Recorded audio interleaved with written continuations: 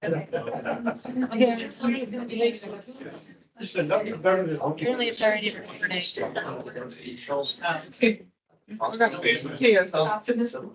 Oh, cell phone? You remember you just called me? Yeah. Just called me. I used to have a colleague, it's like that all the time, but she'd started people were already on your cell phones just. I already did it. He's supposed to be here. Okay, thank you.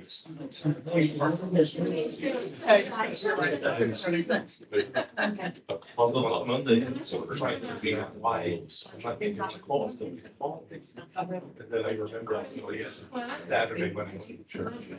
This workshop to order. I'll ask that if you guys have cell phones, if you guys can silence your phones. And if you guys would like to have conversations, they're in here. I'll ask you guys to step out and have conversations on the other room so we can all hear each other and also the people online can hear us. First item will be item for discussion, the sunshine law training, and I know Bob Gepper is pulling in. We'll see up to the Uh, podium while I was nosing in. And Laura, could you advance the PowerPoint my request? Thanks. Sure will. Sure. Do you want to go over your memo? I'll do that first, yes. Risky, But wait, Bob. risky, because you know what happened in Las Vegas. I want to make if he's going to teach today, he's safe. So far.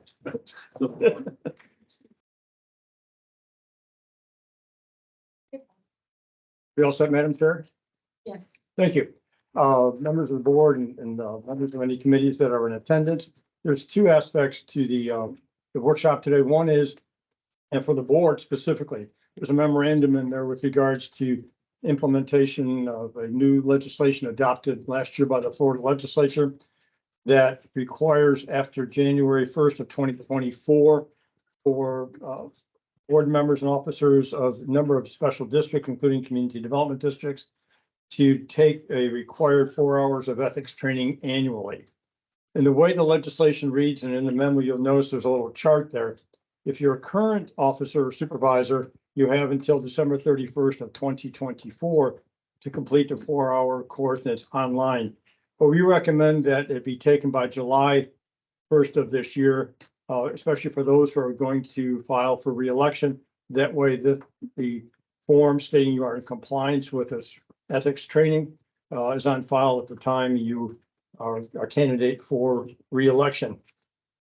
There are, I've provided a copy of the statute, also hyperlinked to 2 locations on the Florida on the website where you can sign up for these courses.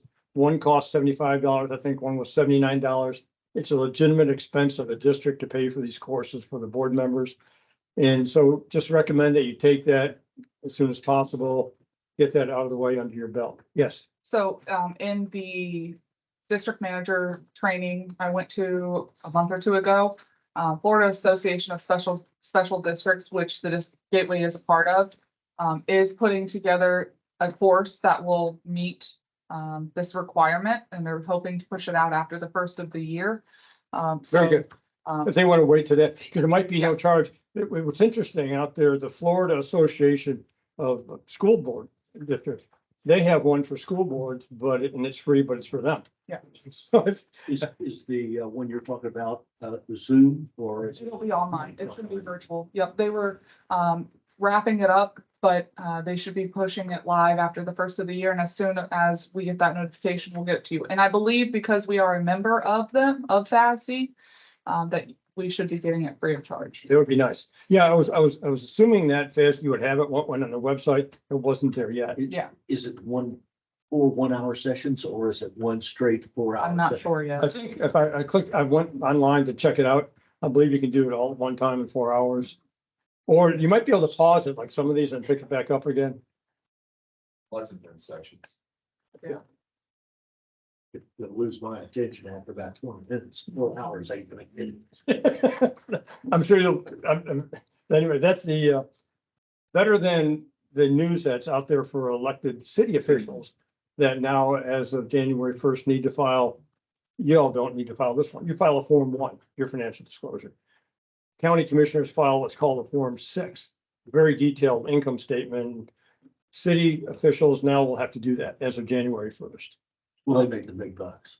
Well, but unless you have a small town of 600 residents, then it becomes more interesting when everybody knows everybody's business anyways. It makes it even worse. Danny, any questions about the ethics training? Is there a quiz yet? Oh, the ethics training? I don't know. I've not taken it. I have to take it. It's probably not most of the courses. Again, you can go online and see for yourself what it entails generally. Government of Sunshine. If we could go to that, we've had presentations before. This is just an update, sort of a rearranging. Again, on the Sunshine Law, what's important, if you have any questions about the Sunshine Law, first person to contact is your attorney with regards to the Sunshine Law.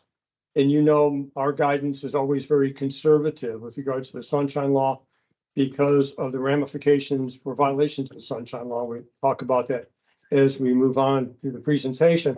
But that's why it's very important to, if you have any questions at all, and I really appreciate getting the questions from board members or any other elected officials I represent as to whether or not what they want to do, propose to do, or what they have done is appropriate or proper or valid or an issue under the Sunshine Law. And again, when we're talking about public business, that's a little slide with the next one, if you could, Laura. Just a little cartoon centers first. That, you have some people, though, that try to engage in what the courts say are evasive devices. Is like here we have, the little kid saying, I can't wait to do the public's business. Let's discuss this in private. No, when you're dealing with another member of the same board. Just as an overview, next slide, Florida's government, the Sunshine Law or the Sunshine Law provides a constitutional and statutory right of notice of and access to governmental proceedings of public boards or commissions at both the state and local levels. The Florida Constitution was amended by the voters many years ago to add, if you can go to the next one, I'm sorry, Article 1, Section 24B, and the key aspect is all meetings, and these become important, of any collegial public body of a special district at which official acts are to be taken or at which public business of such body is to be transacted or discussed shall be open and noticed to the public, except with respect to meetings exempted pursuant to the statute or specifically closed by the Constitution. So you have the Constitution, it's like anything else, it sets the framework. And the implementation of that is the Florida statutes. And you have the general rule in section 286.011 subsection 1. All meetings of any board of any agency or political subdivision, except as otherwise provided in the Constitution, are declared to be public meetings open to the public at all times. No resolution, rule, or formal action shall be considered binding except as taken or made at such meeting. And the board must provide reasonable notice of all such meetings. So the questions become, again, the operative phrases are meetings, public meetings, open to the public, notice. Those are sort of the criteria. So then we go on, and then as part of that, in the Florida statutes, and the statute requires that the minutes of any meeting of any such board shall be promptly recorded and open to public inspection. Now, when we talk about that, we'll talk about what it means by recorded. So we have the three basic general requirements. In typical with the Florida legislature, you may have general requirements applicable to a number of governmental bodies. Then you have specific requirements for individual governmental bodies. And we'll get into that because as a community development district, there are at times different sets of rules than other special districts, independent districts, dependent districts, redevelopment districts. So you have a number of these special districts. But the three basic general requirements, all meetings of public boards or commissions must be open to the public. It includes meetings of special districts such as community development districts and includes meetings of certain advisory committees. And we've had those discussions. Reasonable notice of such meetings must be given. Minutes of the meetings must be taken and promptly recorded. And recorded in the context of the public sunshine law means transcribed and filed with the clerk or custodian of the agency or department. And there are multiple types of minute formats. Some are called what they call summary minutes. And you'll see those sometimes with some agencies, although the Attorney General's opinions indicate those are not the best way to do that, where all you have is a simple item, say, motion to approve purchase of so-and-so, such and such equipment made by Mr. Smith, second by Ms. Jones, passed 5-0. So there's no real context as to what happened, other than if you had a recording or audio tape or videotape. Then you have the other end of that are verbatim minutes. Collier County, pardon? Transcript. Yeah, that's correct. Collier County does that, and some counties do that. The Village of Estero does that for a lot of their meetings, where if you go online, you will see verbatim transcripts of the meetings. Those are expensive. They're not required. So what the district does here is sort of the middle ground. It indicates what action was taken, what the item was, and what comments may have been provided I'll call it a summary fashion, but not a real summary fashion. How long do we maintain the tapes of the meeting? That would be a backup to anybody that would. I don't have it in front of me. It's a book called GSL 1.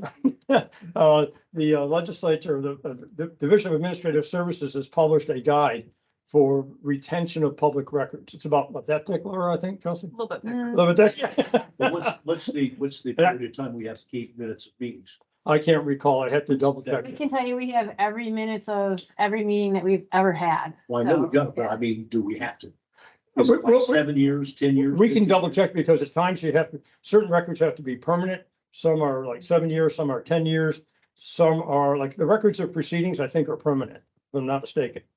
So there are a number of records, it depends on the nature of the records. So then a tape would logically, if you don't have a transcription of the meeting, a tape would probably have to match the time that you have to have the other. It's discussed in that manual. And again, we can quickly pull that up. And what's interesting too, on that point, there are standards for retention of records for local government, such as the district. Then there's a specific, another set of standards for retention of records dealing with utilities. So since we operate a utility, the district has two sets they need to look at every time to make sure they're compliant with both standards. And so what we have meetings, and the reason we'll note that this is general. Minutes must be, the records must be recorded, means transcribed and filed with the clerk. So the scope of the Sunshine Law is 2 or more equals a meeting. 2 or more members from the same board or commission or committee, advisory committee, or covered committee convene to discuss some matter which will foreseeably come before that board or commission or covered committee for action, then the Sunshine Law applies. So there are a number of factors in there. One factor that I get this question quite often is the phrase, which will reasonably come before that board, commission, or committee for action. Many times I'm asked, well, we took action today, we won't see it again. My response is, we always see these items again. They come back up.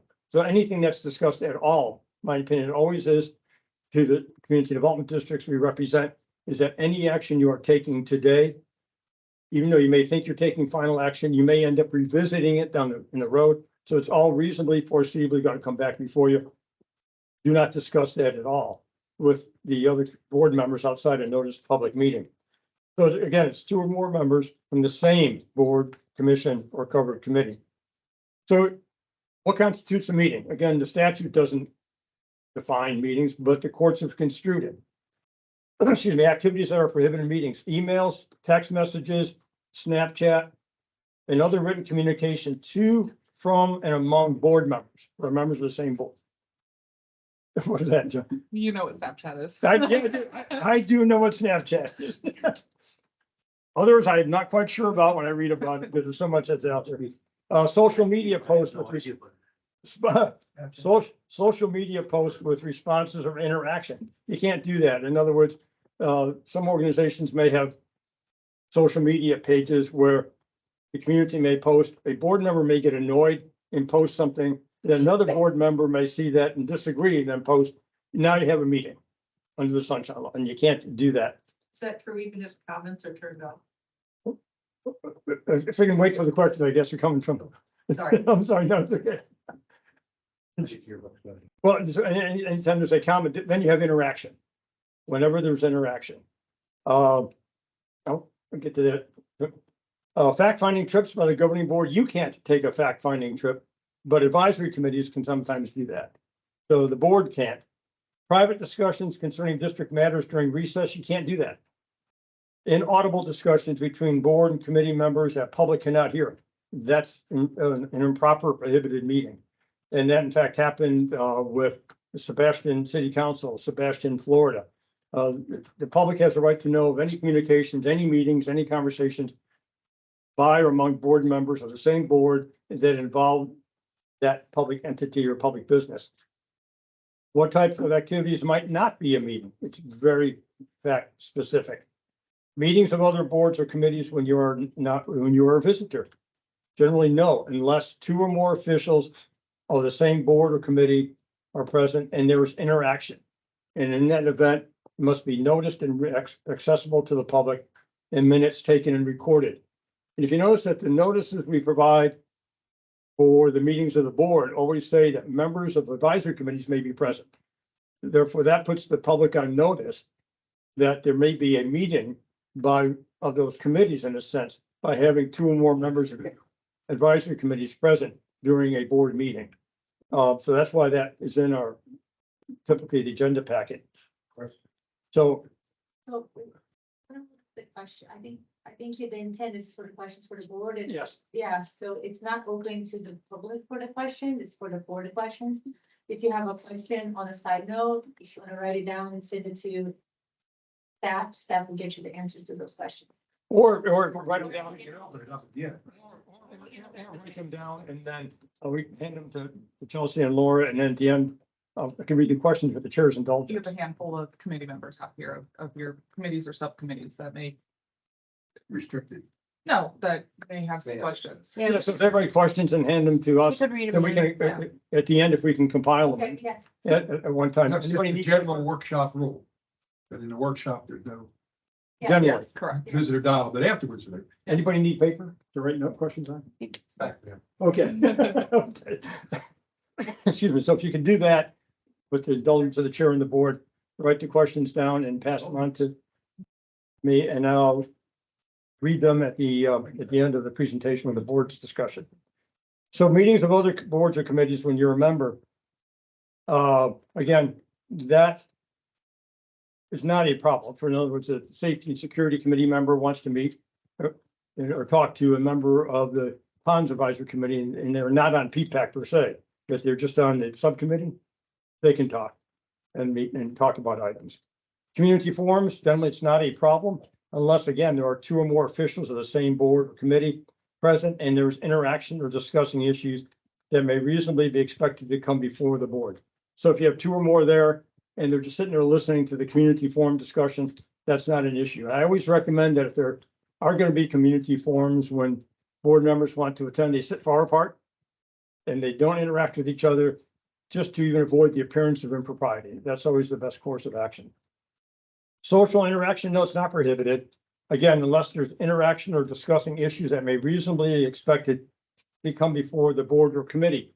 But, and again, it's not per se an issue, but you have items out there in times when you may have multiple city council members. This seems to happen with city council members, not commissioners, attending lunches together.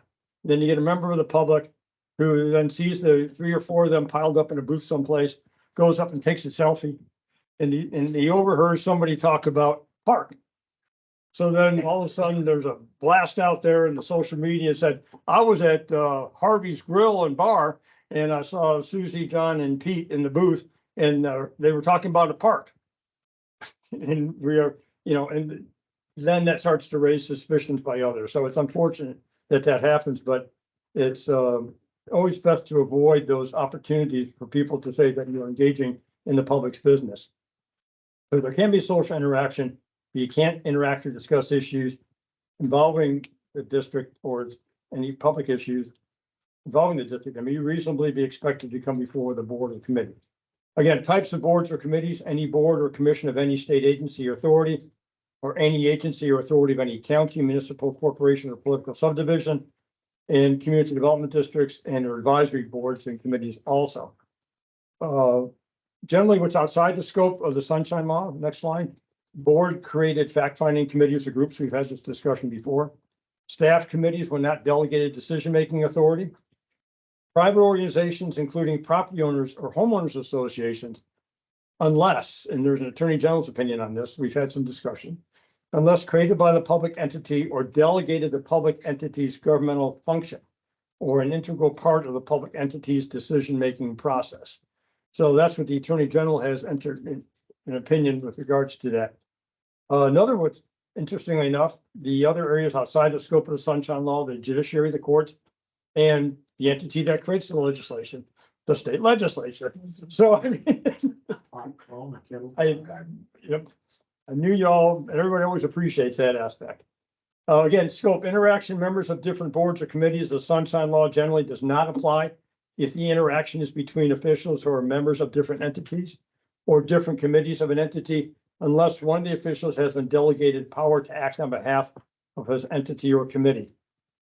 Also within the scope, next page, we put members elect. If you run for office and you are unopposed, and as you become a member elect, or incumbent candidates. Outside the scope, non-incumbent candidates. So if you have an incumbent candidate and you have a non-incumbent candidate, they can talk all day long about the business of the district. But if you have two incumbent candidates, you cannot, or once you become a member elect. Meeting with staff, the Sunshine Law does not apply to meetings with staff by members of the boards or commission, unless the staff is being used as a liaison between board or committee members. It's called daisy chaining. We've all talked about this, that you can't have a meeting where like I meet with you or Chelsea or Laura meet with you, one of the board members, and then meet with another board member and says, you know, I just met with Carol and Carol told me, says Chelsea, Laura, or Tony to Bob. Can't do that. My favorite example of what not to do is years ago, I was lobbying a city council member in the city of Marco Island on a zoning matter.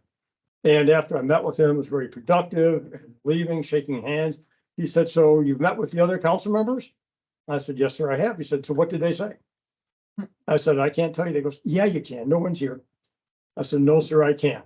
But, you know, again, that's the daisy chaining. You can't do indirectly what cannot be done directly. What other meetings are covered and must be open? And again, absent specific exemptions. And the exemptions are all narrowly construed. Workshops such as this, they're covered. Investigative meetings, generally, yes. Attorney board meetings, generally, yes, except for closed door sessions. And we have those scheduled more frequently than we want to at times. Examples of other exemptions from public meetings. That portion of a meeting that would reveal a security or fire safety system plan. In other words, if you want to have a portion of a meeting that you have diagrams, plans, and discussions about fencing, access control, security, lighting to secure district assets or facilities, those portions of the meeting are exempt from public meetings. Now you have to record it and maintain that record, but it's exempt from the public, and that makes sense. That came into play after 9/11, when there were a lot of statutes that came into play with regards to both public records law and the Sunshine Law, when local governments and agencies became aware of the fact that critical infrastructure was at risk from being compromised or attacked. So they made additional exemptions with regards to that. Next section, any portion of a meeting in which a negotiation with a vendor is conducted pursuant to competitive solicitation and a vendor makes an oral presentation. And again, it can't be held off the record and a complete recording needs to be made. That's just an example of another one. Closed door meetings, attorney privilege communications, again, narrowly construed, not open to the public, and it's limited to pending litigation. We may have a dispute with the party about paying a bill or a threatened action against the district, but until there's pending litigation or a pending administrative hearing, you cannot have an attorney closed door session. Much different than in the private sector where you can meet with boards or meet with your clients individually. Here, it's only if there's pending litigation. Limited to settlement discussions and strategy sessions related to litigation expenditures that has to be called by the attorney. Reasonable notice of the date and time has to be provided. The entire session is recorded by a certified court reporter, and the transcripts made part of the public record upon conclusion of the litigation. And at the closed door meeting, who can attend? Again, the courts construe this narrowly. The board, entities, attorneys, chief administrative, chief executive officer, and the court reporter. Nobody else. There's a court case out there where the city clerk had the deputy city clerk attend along with the city clerk. The court said, nope, wrong. That's not, now that meeting, anything happening at meeting is now open to the public. And so the world got to see what happened much earlier than anticipated. Now we talk about notice and procedure, notice and agenda. And again, this is another little cartoon. All those in favor of what we discussed in our email thread at Larry's son's birthday party, say aye. They all say aye. And again, puts the lie to being an open meeting. Notice and procedure, notice and agenda. The general rule is that all meetings of the board shall be open to the public and governed by the provisions of what's called Chapter 286. Then there are specific notice requirements for community development districts by another statute. Agenda, the general rule is an agenda is not required generally by the Sunshine Law. But specific agenda requirements exist for meetings of board of supervisors of community development districts. The agenda has to be posted on the website at least 7 days before each meeting or workshop, and the information must remain on the website for at least 1 year. For a couple of years, the legislature, in their infinite wisdom, required that at the time the agenda was posted, that all the materials that needed to be in the agenda packet had to be available at that time, so 7 days in advance. The legislature, I think, realized from a number of entities that was not working well, and that's been repealed. So all the materials don't need to be there as a matter of law. I know as administrative practice, that's what the district does. But as a matter of law, it's just the agenda needs to be posted. And when you get to the board meeting, agenda changes can be made. They're allowed to be made. The concept, though, is you don't want to have a real short agenda. And then when you get to the meeting, you add 95 items. I mean, the idea is that's not really a good noticed public meeting. If you're going to add a couple of items for particular reasons, either time constraints or items came in, the opinion by the Attorney General indicate that is okay once you have the agenda.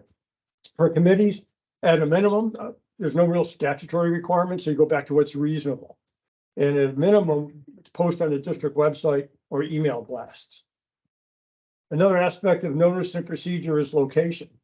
Facilities that discriminate or unreasonably restrict access are prohibited as meeting locations, because then again, it is no longer a meeting open to the public if you're going to restrain or constrain access.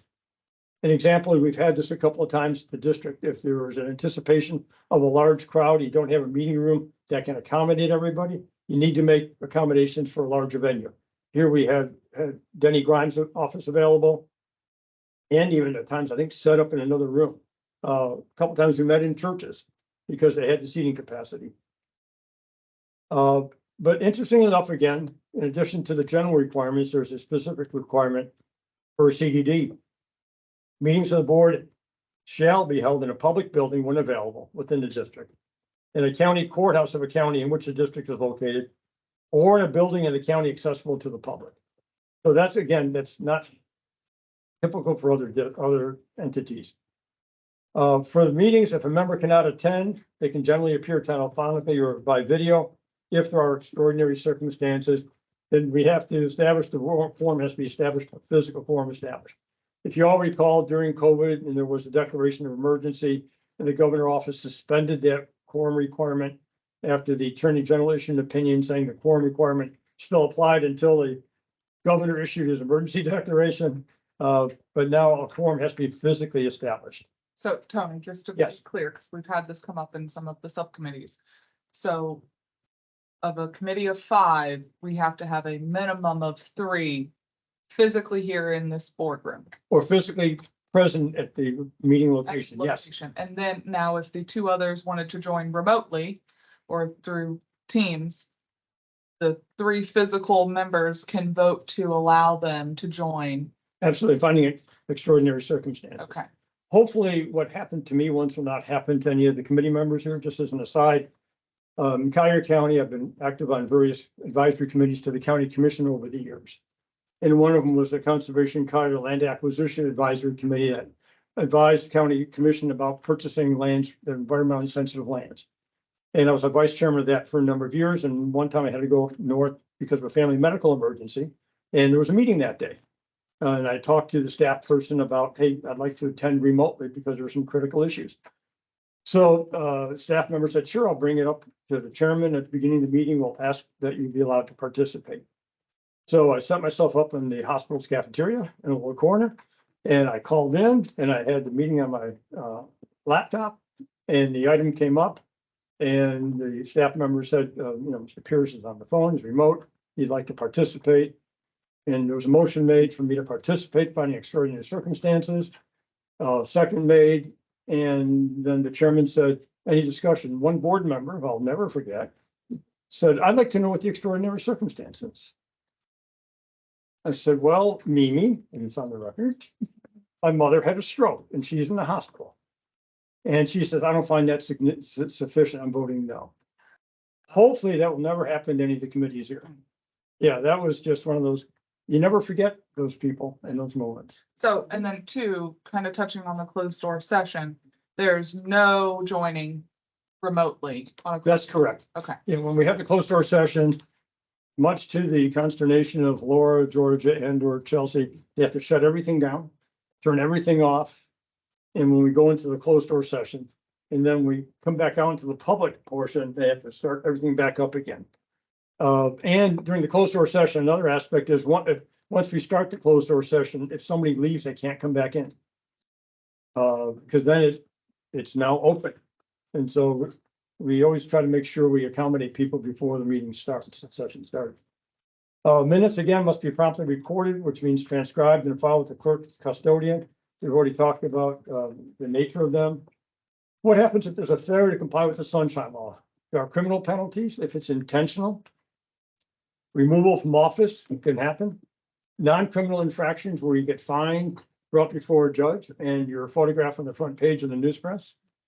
Attorney's fees awarded against them, imposed against you, and the district cannot pay for those fees in that defense. Civil actions for injunctive or declaratory relief to set aside the action that was taken. And the courts can say it's void ab initio for failure to comply with the sunshine law, which means void from the beginning. Now, at times there's a curative mechanism that the courts have articulated saying that if there happened to be a violation of the sunshine law with regards to a particular action or activity, the governmental body can engage in a full-blown meeting hearing, not rubber stamping the prior action, but actually having a good deliberative conversation amongst the governmental body and hearing comments from the public. That might be sufficient to cure the violation and then set aside the voidness and then have a valid action. But that's, the courts again construe that very narrowly and very tightly. And that's what the next one is about the failure to comply. One of them is invalidity of action. To correct it, it has to independently take final action at a publicly noticed meeting in the sunshine. The next page, it's an older article, but again, this is the kind of photograph that you don't want in the news press. The Cape mayor had a sunshine law when he pled no contest to a sunshine law violation. I just noticed that his attorney was John Potanovic. We all got to know pretty well in a particular setting recently. But again, even though he paid a fine, he still had to go through the process of hiring an attorney, paying for an attorney, and having that image on the front page of the paper. There are some other examples that you can hyperlink to these where it talks about various situations. The one, as I mentioned before, the one article about the photograph of a Jacksonville City Council members at bar that sparks a discussion over sunshine law, where again, the person stood there and took a picture of himself with the board council members in the background in a booth and started creating innuendo and or assertions as to what transpired. There are also a number of other sources that we've referenced. A really, really good book, I'll call it the primer on the sunshine law, is the Sunshine Law Manual. It's about 400 some odd pages. It's online, but it's put together by the Attorney General's Office and the First Amendment Foundation of Florida. And it takes the references to statutes, both public records law and sunshine law. It gives you a nice discussion and reference points and case law and Attorney General's opinions. And it's really easy to follow process, quite frankly. It's a good guide. At the end of the day, though, any questions, call us. You have my number, you have our number, Zach Lenore. If you have any question whatsoever, we welcome that. We always like to be proactive in that regard. And we are very conservative, as I said, with regards to the sunshine law to try to avoid any opportunity for impropriety. Are there any members of the board have any questions? Fact finding trips, can you be a little bit more? Well, again, the board can't take the fact finding trips. Advisory committees can. Committees. Can. And basically, all they can do, they can go out and observe and report and not make any recommendations. It's just fact finding. As to making recommendations that makes them an advisory committee. So that's where we had these multiple discussions with the various Pelican Reserve subcommittees. We're And not a single board. a single board member can do it individually. I'm talking about the board as a whole can't go out there, you know. And it was appropriate that the fact finding group went out, individually recorded their facts, and then it was immediately followed by a public meeting. Yeah, they observe, report, but individually.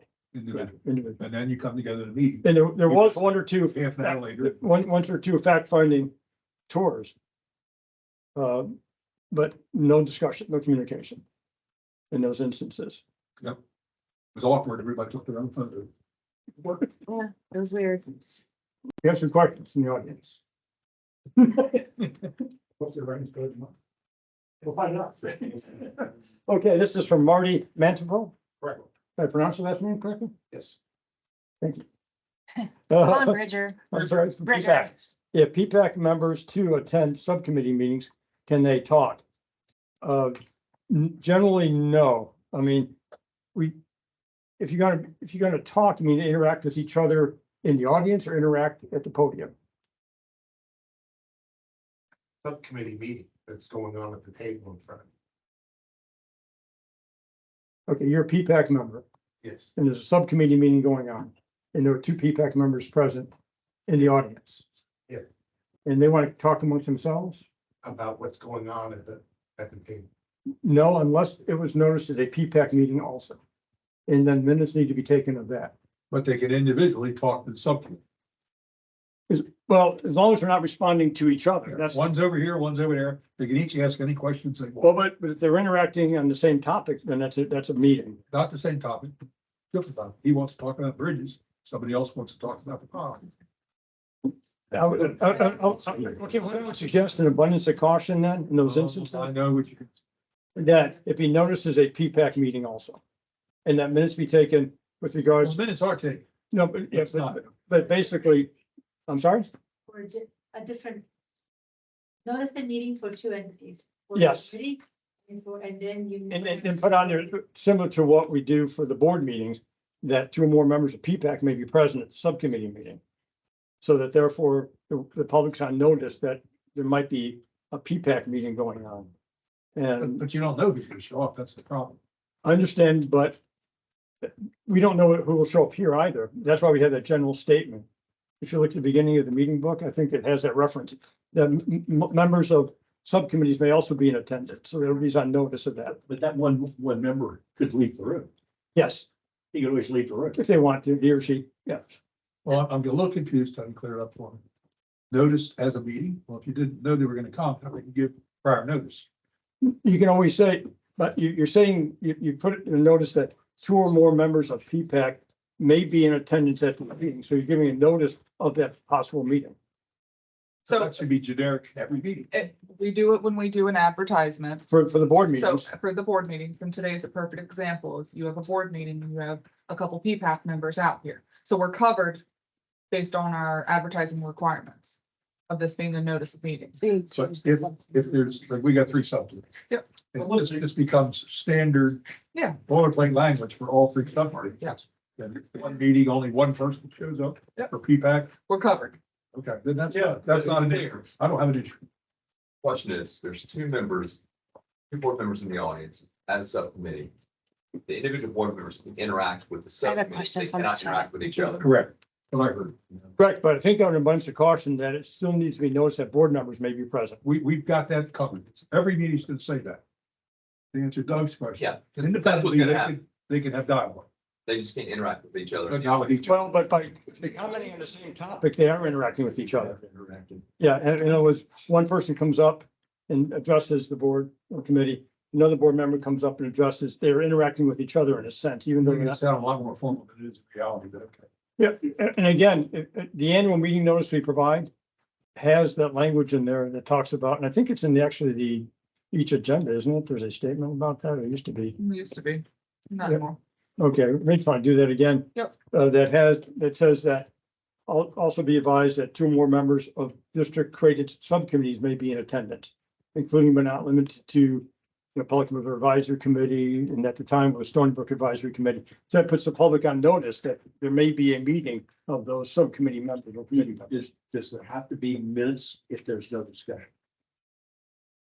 Well, if they're just sitting in the audience, If you have 2 board members there, just sitting there, sitting there, and you previously advertised. There's no interaction. And they happen, do you have to have minutes?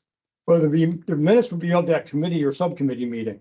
And if there's, But are there minutes of the meeting that, where the 2 were here? if they're not interacting or if they're not talking, no, That's what I thought. they're just in attendance. So unless there is an interaction, there is no need for the secondary Correct. minutes. They just sit there, yes. So if there is a Board of Supervisor member there, can PPAC talk to the Board of Supervisor member? Yes. In other words, But no daisy chaining. that's correct, but no daisy chaining. That's So correct. so the board member can't talk to, if Laura and I were both on PPAC, they could not talk to Laura and then say, oh, Chelsea, I spoke to Laura about the color of the sky and it's Correct. blue. So, That's correct. okay. And if a PPCA member joins PPAC, what restriction is there with PPCA who are not subject to the sunshine laws now? Well, I guess if the other PPCA committee board members, you mean?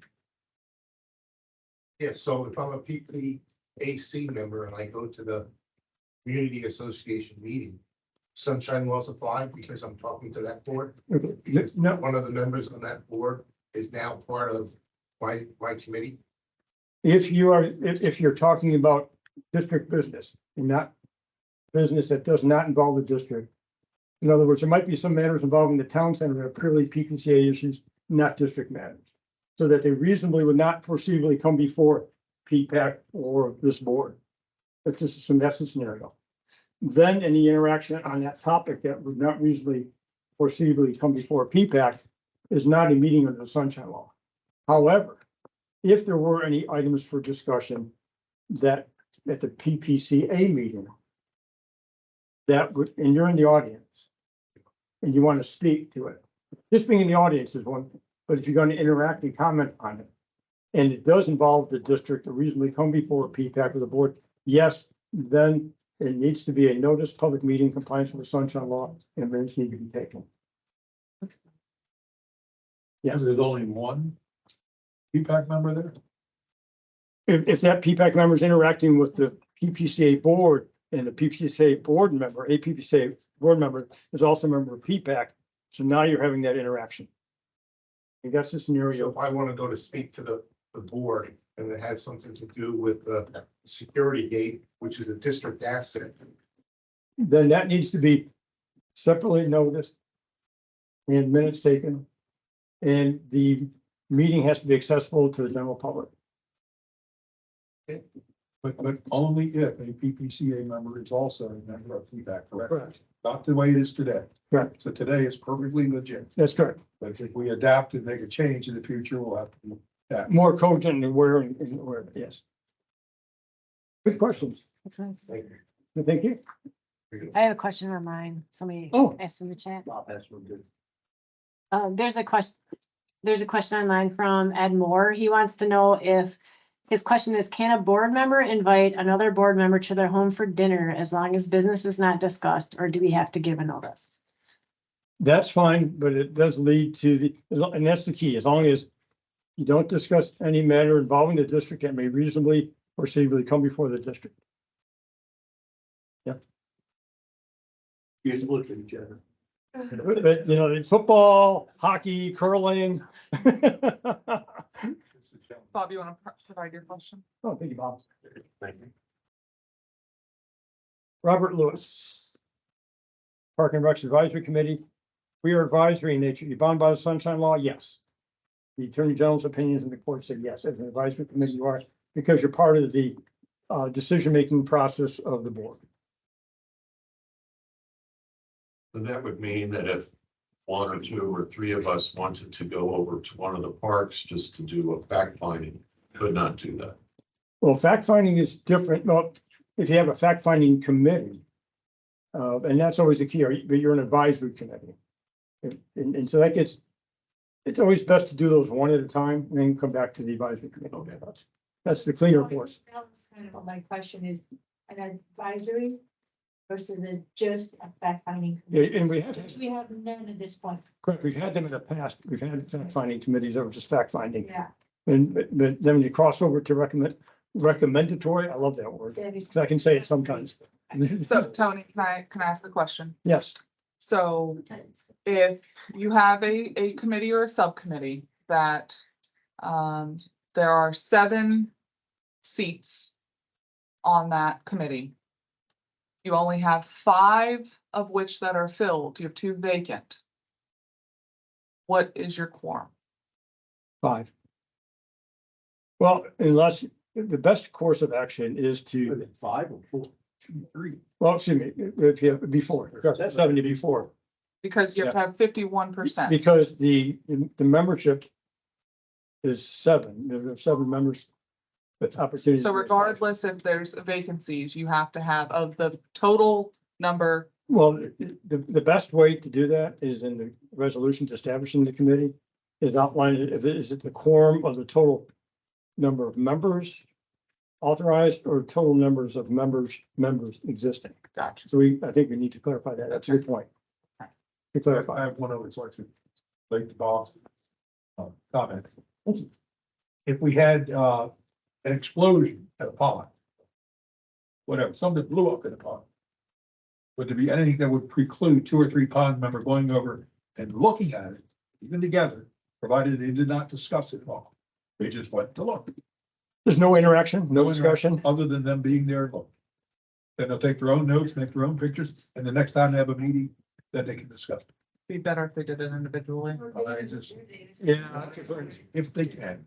Yeah, you're starting to cross the line there. I mean, again, my only concern is that the courts look at the sunshine and construe anything very narrowly. And they say, avoid all evasive devices.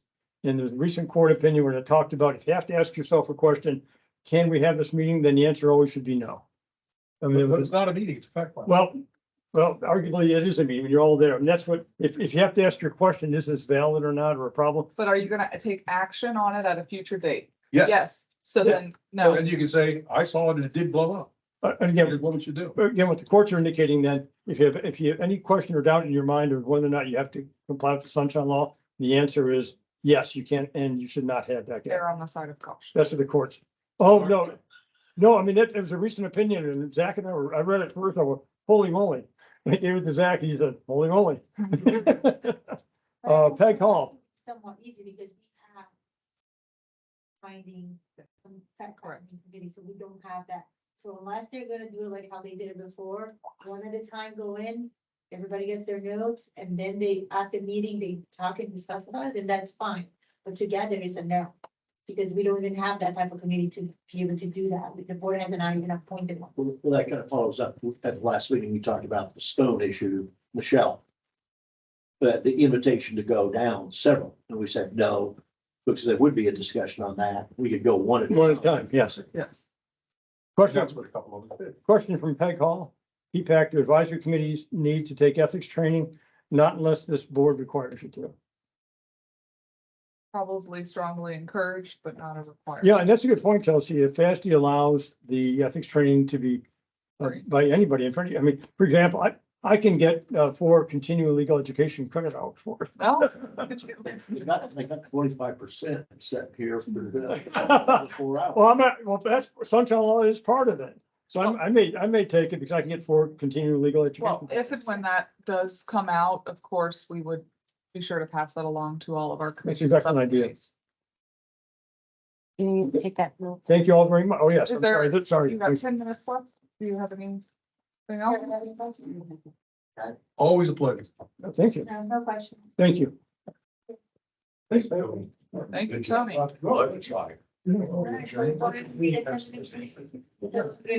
Yep.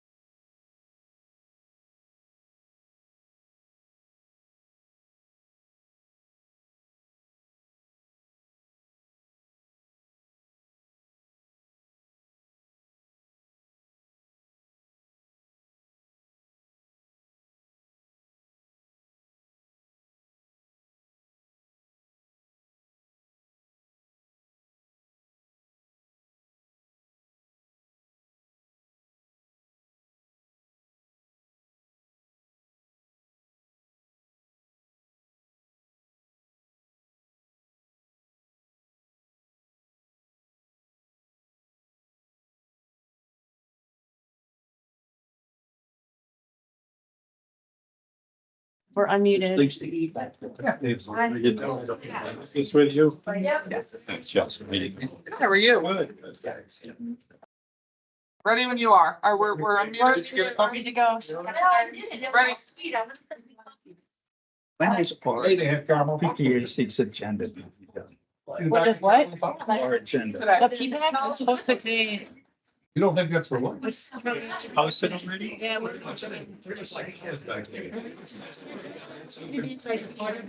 It's very, people change the agenda. I heard that. Yeah, because we're. 7 days. Got posted by 4. Gonna be posted by 4 o'clock today. It just happened now. We can't post it. Items for the discussion. Oh, okay. Yep. I didn't stop anything from recording. I just want to sit and then stand back up. I'm Okay, waiting. no problem. All right, so it's 3:01. Let's go ahead and call this meeting to order. Let's all stand up for the pledge of allegiance. Pledge allegiance to the flag of the United States of America and to the republic for which it stands, one nation, under God, indivisible, with liberty and justice for all. I know. It only took us like 2 months. Thank you. We just got them last week. Took me an hour and that's. All right, so we'll go ahead and have roll call, and attendance we have Carol, Doug, Ed, Bob, and myself. Motion to approve of the final agenda. Tom's me. Both. For May, Madam Chair, members of the board, we have scheduled for today a couple items. One is item 14A, which was going to follow the code for section, which is item 13A. Yeah. We are still finalizing from the attorney perspective, some of the documents and attachments for the settlement agreement and the borderline litigation. So we're going to ask that the closed door session and the discussion of the settlement agreement be continued to a date and time certain of next Friday afternoon. And we already told the court reporter not to come today. And in that time, we are planning on providing to the board by Monday the draft settlement agreement, so you all had a chance to read it beforehand. And at least, and then the public have an opportunity to review it. So we request that at the end of this meeting, the board continue the item 14A to next Friday afternoon. Chelsea, you want the times available to the board? Do you want 13A and 14A? 13 and 14, yes. On December 15th. Yes, on Friday, December 15th. Yeah, what time? Anytime in the afternoon. 2 o'clock, This could be a short one or a long one. I won't be able to be in attendance, but. or either one. Can you tell me? Yes. We can do Tuesday. Or, Do it now. How about Thursday? no, Thursday, P-PAC, P-PACs. P-PAC's in here. You could do I need somebody not over here. Tuesday, Oh, yeah. Tuesday afternoon. Am I unless it's- required to be here, or you want me to be? I would like you to be here, you're able to attend remotely for the open session When? on Friday, afternoon, Hey, did you give me the dates? When would you? December 15th. What about in the morning on the 15th?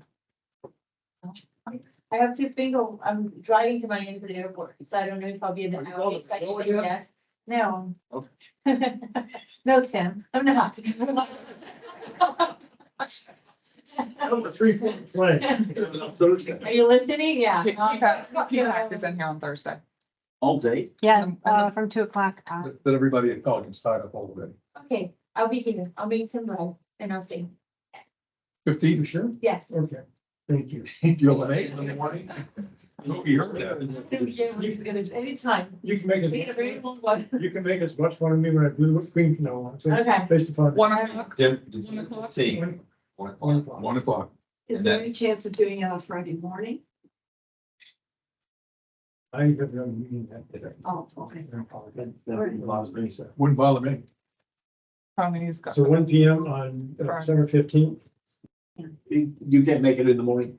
Yes, sir. Okay, so 1 o'clock on Friday, the 15th. We will send a meeting invite out to And all then of it's you. specifically for closed door, nothing. A continuation of this meeting, 13A and 14A continuation of this meeting, which would include a closed door session. in an open section. Yeah. The idea is that we're real close on the short terms of settlement agreement that we present to the board. and its attachments. So you're looking like 30 to 37 minutes? I'd say an hour max for all. Maybe 3 in.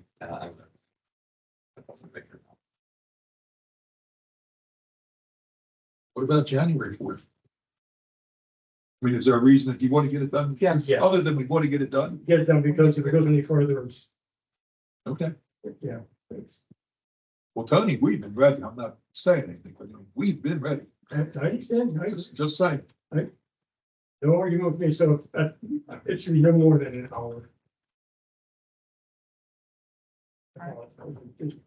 Okay, so we'll continue this meeting at the end Yeah, to thank December you. 15th. To the 15th at 1 o'clock. What day was the call in the call for the open session? I can call in. Okay, for the open session. Yeah, I can call Okay. in. And what we're planning, we're gonna also try to have one-on-ones between now and then too. Talk about it. Or two on one. Chelsea, thank you. So we're pulling agenda items 13A and 13 and 14A. So we continue to 1 P M on December 15th, 2023. Make a motion to approve the final agenda Oh, I don't, he never got back. minus 13A and 14A that will be tabled. We'll continue. Continue to December 15th, 1 o'clock. No second. I have a motion and a second on favor? Aye. Public comment. I have one, from Vince LaFredo regarding Stony Brook Roads, the 004 funds and legal fees connected to it. Reminder, 3 minutes. I won't go longer. I don't have anybody to give me another 3. Vince LaFredo, Stony Brook. I have a question concerning upcoming legal fees. I've taken over a treasurer position within our community. Previous treasurer left for about 3 months ago. And in essence, as I go through the numbers, I'm finding out legal fees are accumulating concerning roads. And the roads issue has been a big thing for a number of years. I can go back to 2019 when you and I talked then about that possession and access to the roads and the CDD passing it on to Stony Brook. I agree with it. I think our community is coming along. But as this has happened and it's been pushing pretty hard this year, these legal fees were not budgeted in our HOA budget last year. So we've accumulated probably anywhere from 13 to 15,000. At this point, I expect it to exceed 20,000. And then going into 2024. Now I've looked at our 004 funds and I look at what the laws, the 190 laws say as concerns CDDs and roads are and infrastructure. And as these things pertain to infrastructure and the whole fund was created, the funds are there. I'm asking for approval to get the funds to pay for our legal fees, not only this year, but also into next year until we get this thing resolved and we take possession of roads. And also the track B14, which again is another infrastructure situation. So I think from that standpoint, based on the statutes in Florida, I feel like infrastructure would come out of what we've accumulated to our taxpayers within the Stony Brook district. And I'd like to, as treasurer, we've got a meeting in a couple of weeks. I'd like to be able to present to them the fact that these fees will be covered with 004 funds and not coming out of the budget because we'll run into a deficit. That was coming out of the 004 as opposed to the Stony Brook HOA. Exactly, exactly. And that's what I'm asking you right now, to consider that, to come out of the 004 funds, the funds are there. And have that ability to take those funds to pay these legal fees as relates to the roads, which again are CDD. Just one quick question. So if these expenses weren't anticipated, they weren't accounted for in 004, but you're anticipating there's going to be enough room. Oh, to yeah, cover them? Okay. yeah. You could transfer it. Exactly, exactly. That would be the logical place where it would have been. If I, You and then I have some questions. Yeah, Carol had a question on something like that. Well, I wanted to ask, Oh, can we do that? well, I guess it's 2 different, Because that's providing government money to a homeowners association well, yeah. for their legal fees, not it's our roads, that's the problem. Well, yeah, but I look at it, there's 2 different approaches. One is, as to the fees associated with track B14, the district will be acquiring that. So arguably, the district could say, we'll pay the cost of that acquisition for the B14. The roads are the flip side. is that we'll be giving it to them. So that's what I thought. Yes, It's two separate item. yes. Whatever we apply, we apply differently Differently, that's because correct. one is the giver, one is the receiver, and another Yes. opposite. So If that's what they're asking for us to cover B14, which we already said we would. which I think B14 is different It because it they also, get part the 04 is gonna go over to them anyway, to their association when it's done. No, No. no, Most of them, Can't they're not. do that. It's, but it's their money. It's their, each individual's residence money that is living at that time in place when this takes over. it has to go back to the people who paid it. It doesn't get turned over to the HOA. So what I understand, It goes to the, like, Or it can be used, They don't give them credit. It's future district assessments. Yes. it can be used for their expenses, so. No. a credit to each individual homeowner that is living at that time at that location. So if I have the house now, I will have the credit, but if I sell and then the turnover takes place, that new homeowner is gonna get the credit, not me. So they're gonna write 777 checks. No, the No, they're credit, not, they're gonna credit. the credit would be a credit as against the otherwise. general fund But at the end, it's a negative against The the, O&M whatever general the, fund. whatever the rate would be, it's gonna be less. than That that. little one. Right. in essence, yes. I still think that, I mean, Oh, yeah, I totally agree. I still think. we're using the logic that, you know, that it's either that the benefactor drives the decision, but I would argue that Stony Brook's due diligence in legal fees pertaining to the roads does have impact or benefit to the district. So I don't see, Yeah, the test is that public funds can only be expended for primarily public purposes. It can be an incidental private benefit, but the primary purpose has to be for the public purpose. And the public purpose in paying for the legal fees now to facilitate the conveyance is different than the public purpose in paying their fees for the cost of acquisition of the tract of land. Like we do with Valley Preserve, they come in with a request to make a transfer of funds that's in account within their account. Why can't they do the same thing? Those funds are to pay for vendors performing services for the district. That's the difference. Yeah, this thing was all initiated by the HOA, correct? No. This goes back, I'm telling you, it originated Yeah, here. I was gonna say, Okay, it was at one point initiated by the board, then it was reinitiated by the HOA because they didn't want to allocate the monies for those reserves. Remember when the budget was coming up? yeah. They didn't want it, so we gave them a vote of faith that they were going to continue to this path, and they have been. But it was something that they did not want to follow our guidelines that we were following for the district regarding specifically reserves. They were going to proceed with the turnover. Well, on one hand, I kind of agree with Carol. You know, it's hard for us to be paying for that. And on the other hand, it's Stony Brook money. So I see both sides and I guess So we did receive a request from Mr. Lafredo. And I replied back and said, you know, he can fill out the reimbursement request like we typically follow with the O&M. But ultimately, it would have to come in front of you all to make, and Tony to opine.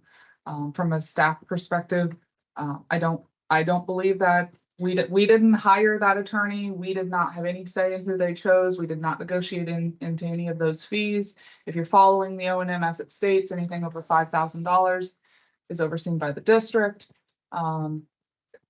Ultimately, I think this item should come back as a formal item in front of you. I know you're on a timeline, and I apologize that we've canceled our second meeting in December, so we might not be able to meet that, but I think to be fair, to give the attorney the opportunity to provide a memo and opine on it. Sorry. is there anything illegal about us You doing? can't close the door. Again, the key is you That needs to stay open. public funds has been primarily utilized for public purposes. You can have, it's a constitutional provision in the Florida Constitution. Because you can't lend the government's credit to a private organization. That's how it's construed by the courts. There can be an incidental private benefit, but in this case, it seems like the overriding benefit is a private benefit, as opposed to the primarily being for a public benefit. Now, again, I did not know about all, I didn't know the details of all this, to the extent that there might, and again, as Chelsea said, give us time to compare. Yeah, that's the best way to go. Random, Okay. but that's my inclination right now, is that from the standpoint of the acquisition of track B14, the board in essence made a determination that it's a public benefit or serves a valid public purpose. That's the key to acquire track B14. And so that the cost associated with that conveyance, it's reasonable to reimburse the conveying entity for that. But as to the flip side, to pay for legal fees for a private organization to turn their roads private. Now, the question is that a primarily public purpose with an incidental public-private benefit, or is it primarily private benefit? And that's what it seems like it falls on right now. Is your HOA finished? Second, Carol had a question. Go ahead. Yeah, this section B14, approximately how much of the attorney's fees are just for that section? The latest bill I saw was roughly about $1,200. That was just one bill that I've seen on our invoice that was billed from the That shouldn't attorneys. be all that much because that's just a simple preparation of deeds and preparing the various documents. So that's 1,200 of the 20,000, right? Okay. Yeah. Could we argue that Okay, I'm just sorry, and everything else that are there going to be more fees for B14? The only one was the invasive species in the agreement that was worked out over the next 3 years, I believe. But the invasive species, those we were going to take out of the old Fort funds also. I believe that at this point it was somewhere around $4,900 for that. So those funds were there, and that was, I believe you attended our meeting on that, Doug, and we had talked about that with the old Fort committee. So anyway, we were all in agreement, and then again, it was up to the board here. Carol, we haven't finalized the deed and the transfer yet, so I would expect them to incur a small nominal fee. Kind of report that's part of that also.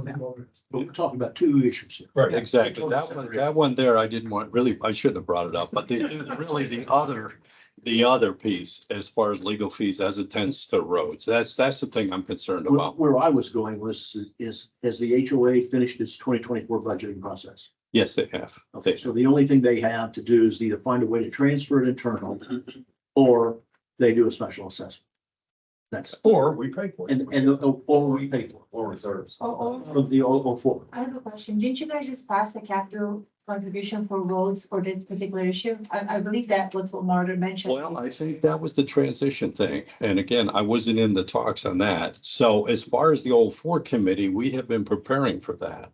What is the line item stake for your capital contribution for roads? For roads at this time, that one I got to research. Okay, Okay. you caught me off guard. But in all honesty, we put that to bed. That one there, I really don't know at this point. So should we come back to the first meeting in I January believe so. and have this as a formal agenda item? Give That sounds folks great. an That sounds opportunity. We buy into it. Separated into two Well, I think categories. Tony's already opined. Before We're good. It's fine. It's fine. Position is gonna be on the legal fees for the roads, and I would just ask. But I'd like to know how much the B14 is. They'll submit It's that, not 4,900, it's actually 7,900, it's 49, Seven. 49 was prior to the 3 year and then. That's exactly right. Carol, they'll submit through the typical O&M reimbursement process. That'll Oh, okay. happen internally with Laura. But the roadway tract information that can come back, maybe that'll give you some time to get the numbers together and Beautiful. That's exactly what I want to do. And Tony, just one quick thing. I mean, essentially, it's going to be Stony Brook Drive that they're going to be leveraging, but for the public benefit, we could, like, you just think about it. The benefit to Gateway as a whole by transferring, conveying, however we end up doing the roads, would also mitigate or limit our liability from a district perspective if we did not have those roads. Because there could be a public. There's a public benefit, All the issues go away. but the focus is what's the primary benefit? Who- Yeah. That's the issue. And then the other aspect is as far as budgetary controls on the attorneys and how much that will be. I'm sure her rate's much higher than my rate. I'm sure. For this work. well, and that'll give us time to review how much the carry forward is in there for their fund for next year and confirm that they do have the funding. Okay, so Just so that everybody understands this, while we're saying it, what you're saying is true. This money that whatever is in that account, whether it equates to $500 a house or credit, whatever it is, make sure that they don't get their fingers and spin it ahead, because if you have to do it through your assessment, you're gonna take it and give it. Totally, believe me, it's a learning process, not only for me, but for our own community, and it's a type of thing, and that's why when I make the treasurer's report, I want them to be clear on this. And then take it back. Correct. And so, yeah, so that was a concern because we were very clear with the money that's left over, you'll get back, and now they're expecting a leftover of something and it'll be done. Well, I gotta handle out those numbers, plus the ones coming in, but you know, again, looking ahead. All right, thank you. Thank you. Thanks, Matt. Anybody else? No, there's no one else signed up and no one online. Local achievements and recognitions, does anybody have any? I have. I apologize, I don't know Sam's last name. And, oh, Flores Carrillo. Yeah, so my neighbor had an issue with his irrigation on Saturday or Sunday morning. Saturday morning, it was just, it was just running. Couldn't get it to turn off, it had been running all night. His personal His irrigation. personal irrigation, yeah. Unplugged his system. Still, Just turned the back. so we went to Meter pit. went to, we had problems locating the valve. One of the valves, the handle was broken. Anyway, so we called the number here, got the on-call. Sam was out and couldn't be any more in 20 minutes. So staff showed up, was able to turn the valve off. Extremely patient with my neighbor. And so I just wanted to recognize Sam for, again, doing his job, but coming out and in a very timely manner. Wasn't in a rush to get it done and get back home or wherever he was at. So it was just a good indication of what our staff kind of culture and mentality is. So I know he's not here, but I just want to say thank you to Sam. And I know we'll probably address this at some point, but just have to call out staff. Again, this year for our event, our Winterfest, I'm sure the other supervisors will comment. It just continues to grow and grow and grow. And when I pull up every year, I have no expectation of what it's going to be like.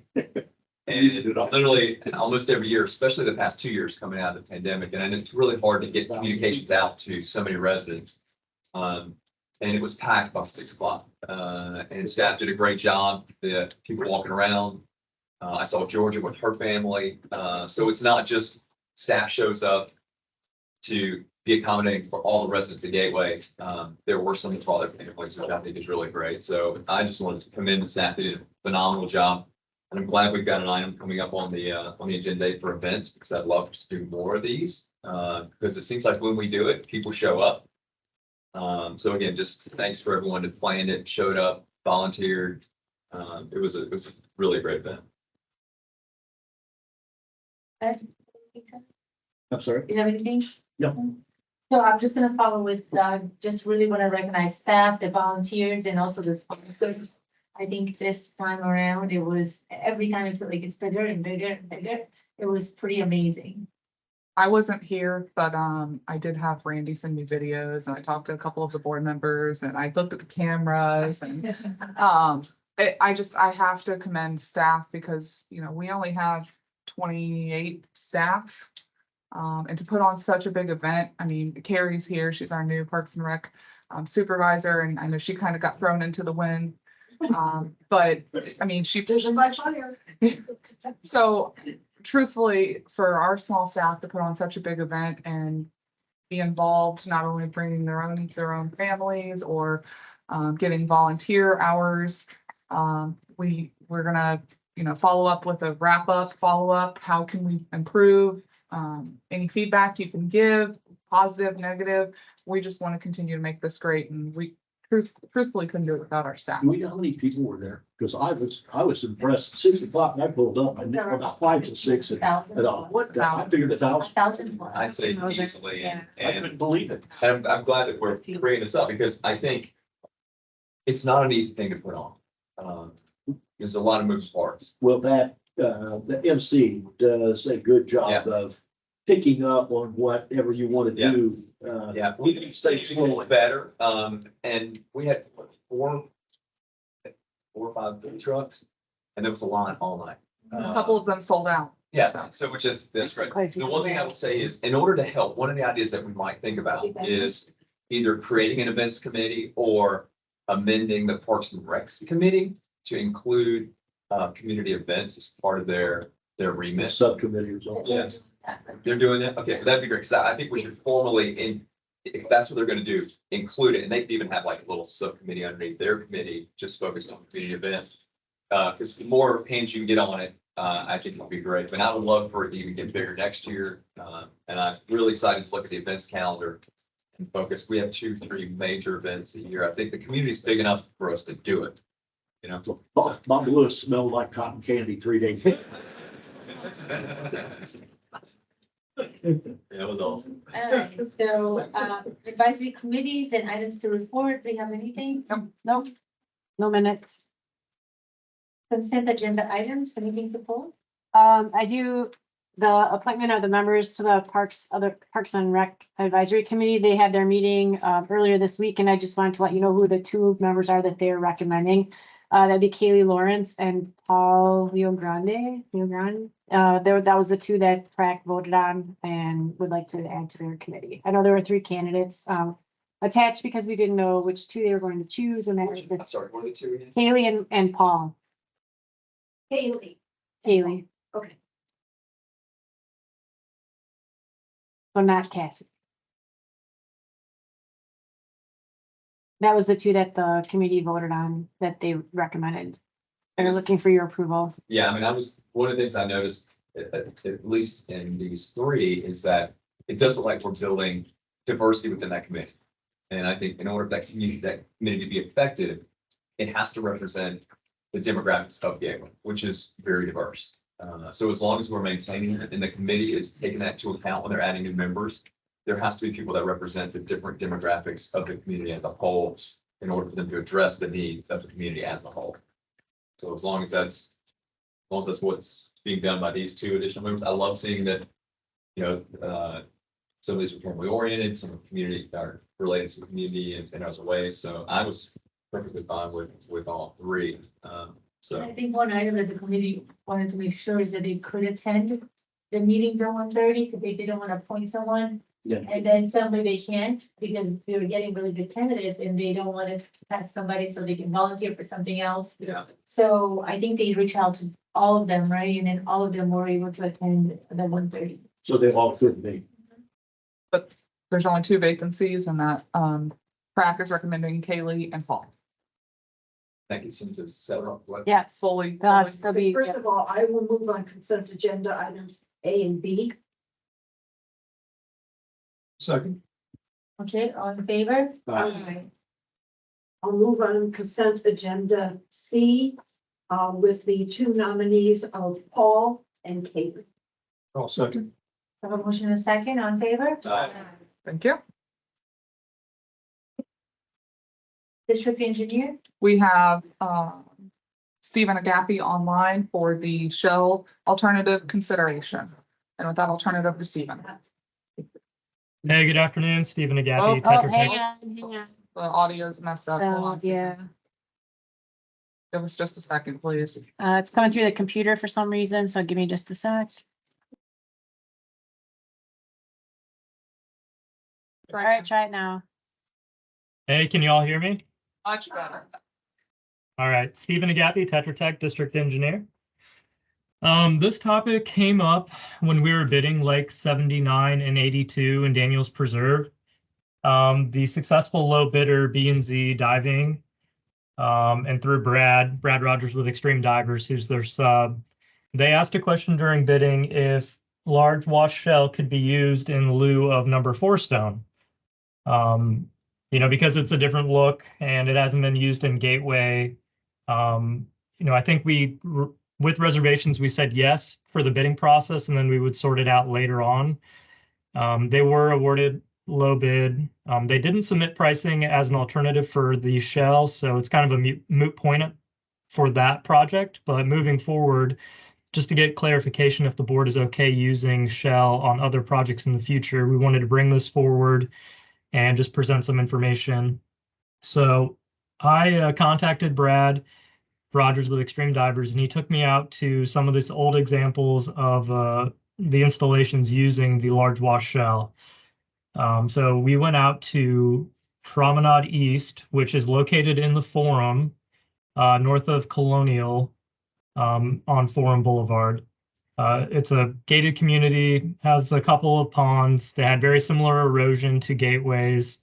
They had like large drop-offs, about 2-foot drop-offs all the way around their lake. And Brad has been restoring them one by one. And I think he's completed all of the lakes that are in that community. And he did it in a very similar way. He filled in the eroded areas. He put non-woven geotextile down, and then he covered it with essentially large wash shell and sod above the control line. So the oldest installation was from 2020, and then it just proceeds on from there. So 2020 and 2021.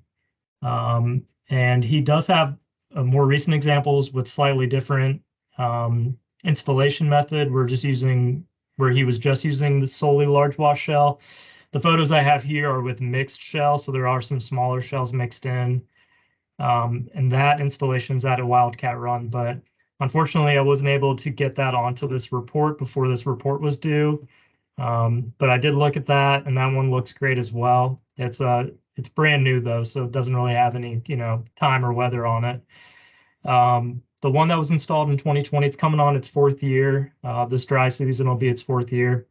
And it looks like it was just installed recently. You can see some grass and weeds popping up in it, but there's no erosion to speak of. It looks like it's holding up perfectly fine after going through, some pretty good storms. So, with that being said, I don't have any issues with using the shell. I think it's an aesthetic issue. I think performance-wise, it will do fine.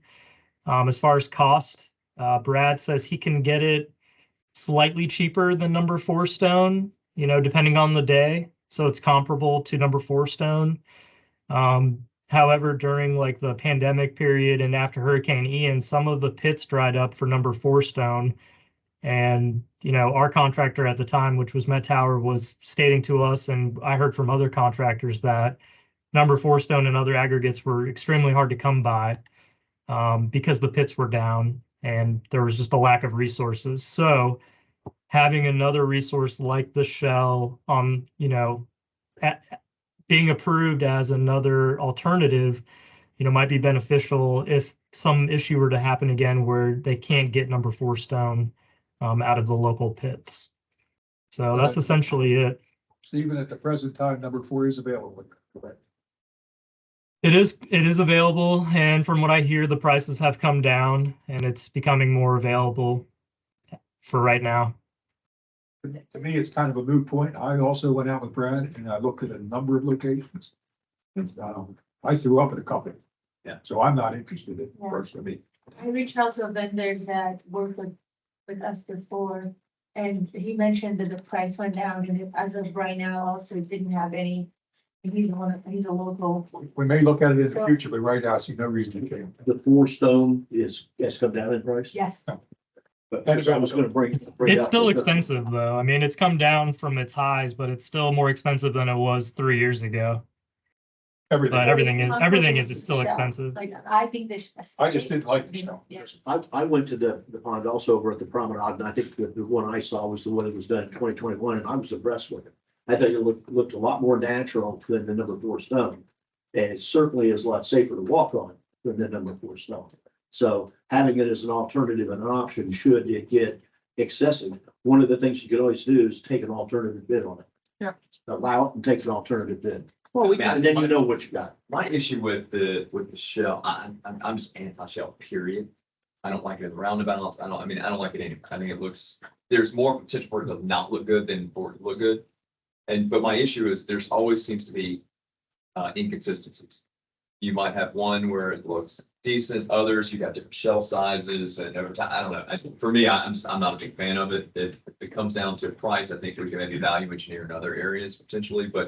And the other thing is, we've created this standard with ponds already we're gonna go and start shifting it to shells, where it's just opening the door for people to start complaining, and they'll find reasons if it's different from someone else's, and, you know, so my vote would be to stick with what we got, and let's find opportunities to value engineer in other areas. And then the cost, if the cost was significantly, substantial, but it's not, so I'll be, do you want to vote?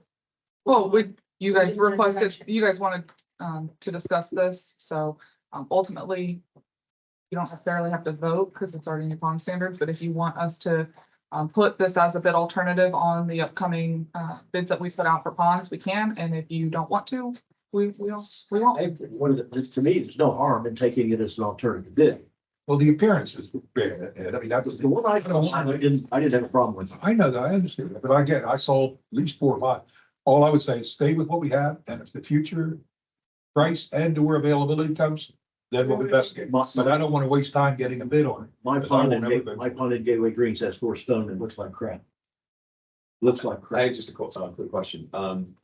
Is number 4 stone, why do we use number 4 versus maybe a little smaller stones? Stays, Stability. yeah, the stability of the stone. It doesn't roll in. This shell the The shell shell is locks small. together. I mean, it doesn't move. It doesn't move. But your issue is that one there, which is the one I saw, looked very nice. But whether you have weeds coming up, you have weeds coming up inside the stones, that doesn't make any difference. The issue with, is that what I was understanding is there was an issue there with money and acquisition. And I can If that's the support that case, then we may have to come up with an alternative. in the future. And I don't have a problem with that, if that's the issue in the future as well. But right now, I see a reason to change. You get direction, is it clear to you or not really? Number 4 stone it is, At the moment. at the moment. To be revisited. but We can change. revisit, yes. And we should always be looking for all alternatives. Absolutely. Would you say that? I think we should always be looking for alternatives. But there aren't many. But there's probably not, That's your yeah. problem. That's your problem. Okay. Thank you, Stephen. You are very welcome. I'm gonna stay on the line for some other items here, but I'll be here if you need me. Okay. Admin agenda items, you want to take it over? Bob, you want to take this one over? You've been working the villa. So Villa is finally signed, sealed and delivered, notarized and all done. As a matter of fact, so has the golf course, Heritage Golf Course, that's signed, sealed and delivered. And, We need the board's approval of accepting this maintenance easement and signing it. make a motion that the board accept 11A as is. Second. I have a motion and a second, all in favor? Aye. Job. Right. The next item. You ready? Yes, I'm ready. Yep, okay. So this next item, this is the, I believe, second or third time we put this out to bid. Second. Second time, thank you, Stephen. Well, Stephen, I'll turn it over to you if you want to recap your memo. Sure. All right. So like Chelsea said, this is the second time we bid the 4 lakes that are to be done this dry season, Lord willing. The first time we bid it, we didn't have any bidders. The second time we bid it, we had 1 bidder, which was the highest bidder that bid on the other 2 lakes, 78 and 82. So no surprise, their bid was also high for this one. In our opinion, it's too high just based on, what we're used to paying contractors to do this work. And for those reasons, we're recommending it not be approved and for it to be rebid. Third time will be the charm. Question, Steve, what did the other bidders that typically like Met Tower, B and C, why didn't they bid? What's got them bugged? We did reach out to the bidders. I talked to Brad. Brad was on the fence about it. He has some work lined up and he didn't want to take on too much work this season. He has expressed interest in maybe doing 1 or 2 of the lakes if it was to be, broken out in the future, but I don't think that's our current strategy. Maybe in the future we can look at that, but that was his main reason for not bidding on all 4. We talked to Met Tower and I think they just had some concerns about, they can do the work. I'm confident they can. I think they were worried about meeting contract times. If something like a wet season were to occur early, or if the rainy season happened early, they didn't want to be stuck with 4 lakes they couldn't touch with the contract time ticking. Well, So I think- ways to work with that, worked around that. If the weather is bad, they always get delayed. We've done that for years. Why would that bother them? So the recommendation is to deny this bid and put it back out. Well, I've They're been discharged. down this road before. You need to talk to the people who are gonna be bidding it to find out, are they gonna tell you the same thing again? I mean, that's a waste of time. Yeah, and I think when we go back. There's something that's got everybody bothered. That's what I'm trying to find out, is what did we find out when we talked to the bidders that normally bid? Why they didn't. If it's a time issue, I don't understand that. We've never, ever held anybody feet to the fire on time. Has the contract changed relative to time and penalties or anything? No, I don't recall. We've never done that. Okay. Well, it's so it's a matter of that their pricing might, in a year from now, might not be the same. Now, most companies can float themselves. Smaller companies perhaps can't. I know that some of these Brad and Met Tower have taken on some other projects that for other municipalities or cities or whatnot. And so competing needs, again, this is one bid that we received and 2 times we've solicited. I'd strongly recommend that we rebid it and see what we get. And then similar to what you're going to see later on here in the agenda, there may be other opportunities if we're not successful in the 3rd time around. Stephen, do you feel your estimate is legitimate at 693? so our estimate was based off of Met Towers, they were the low bidder. So we took their low bid and we took their inflation costs, which they provided, which we paid them a change order based on the cost increases due to all the inflation that everyone has experienced. So that took their base bid from the previous rounds of lakes, plus their inflation, and then we inflated that another 15%. So, our estimate is based off of the low bidder that has previously worked in Gateway. That low bidder didn't bid on the project, so it's kind of hard to compare it, but I think it's pretty close. Maybe it's low, but I don't think it's, $600,000 low. Okay, I'll make a motion. Wait, Well, we, Okay, can I just, one more thing before you do that? So, well, if we want to, we can go Make a check motion. bid, we can, I'll make a motion, we rebid. Now we can discuss. okay, I'll second. Discussion. Motion and a second for discussion. To reject the bid and rebid.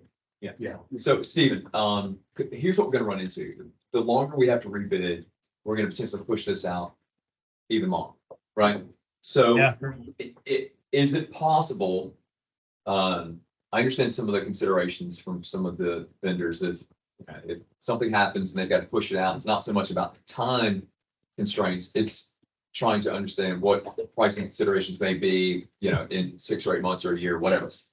Do you think it would be more attractive to get this done if we split this in 2? If we take the 4 ponds and split it into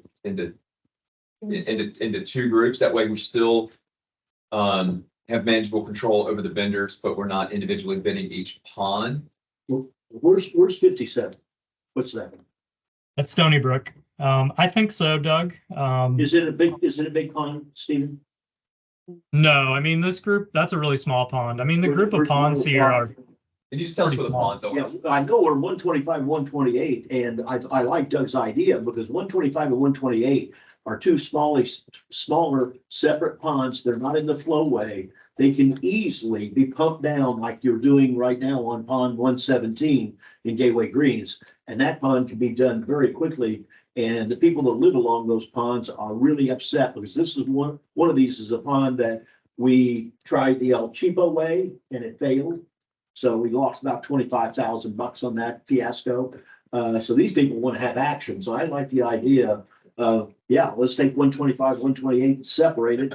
They can be easily drawn down, pumped down, and easily worked on, irregardless of what the season is. Square footage wise, if you combine 125, 128 versus square footage for 57, 105, is it comparable or does it matter?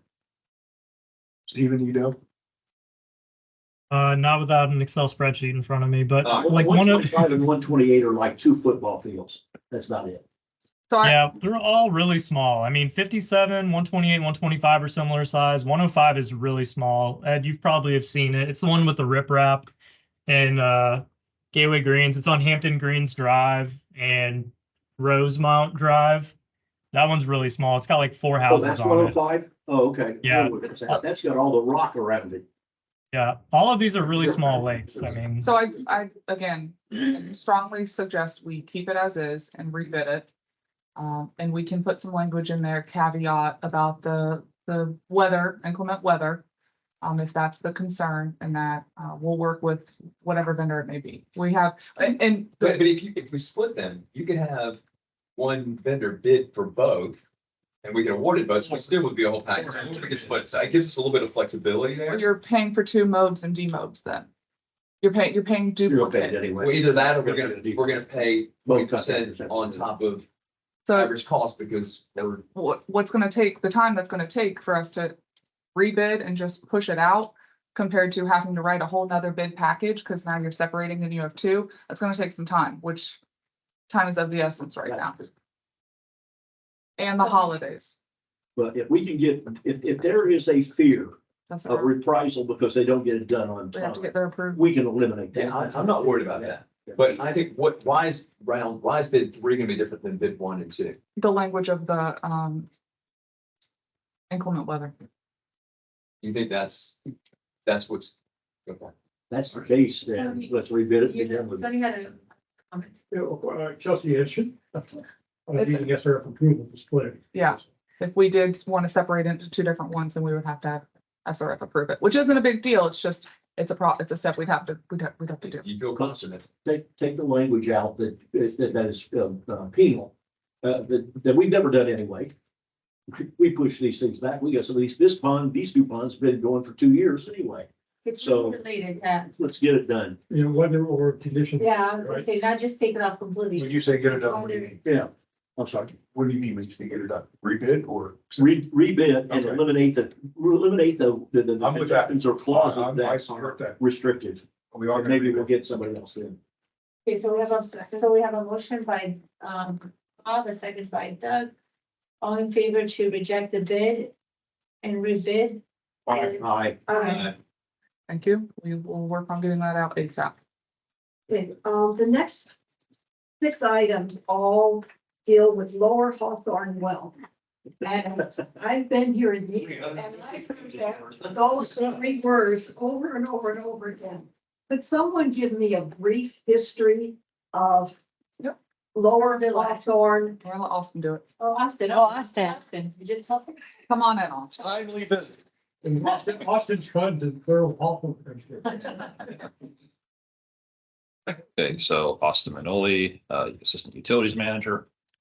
So basically, the story behind this is we've been trying for the past several years to get an additional Lower Hawthorne aquifer well put in to provide redundancy to our existing Lower Hawthorne aquifer well. We have 1, and we have an additional 2 that were added to our permit that we can put in when our permit was modified a couple of years back. We were trying to bid this project out as a single chunk. I think, what is it, like three times we tried bidding it out? Yes. This is the 4th time. Yeah, 3 we tried. And we didn't really get any competitive bids back, so we went to the DEP, right, for state revolt, SRF, to get permission to split the project out into its constituent parts and bid them out separately, and they agreed to that. So you want to tell them what the, Hawthorne wells are deeper. That's it. That's what she was asking. what does it, 300 feet to 800, Well- 900 feet. Just a lot deeper. what does the well provide us, Austin? It's one of our sources for irrigation water. So we How supplement. many MGD? 1 MGD?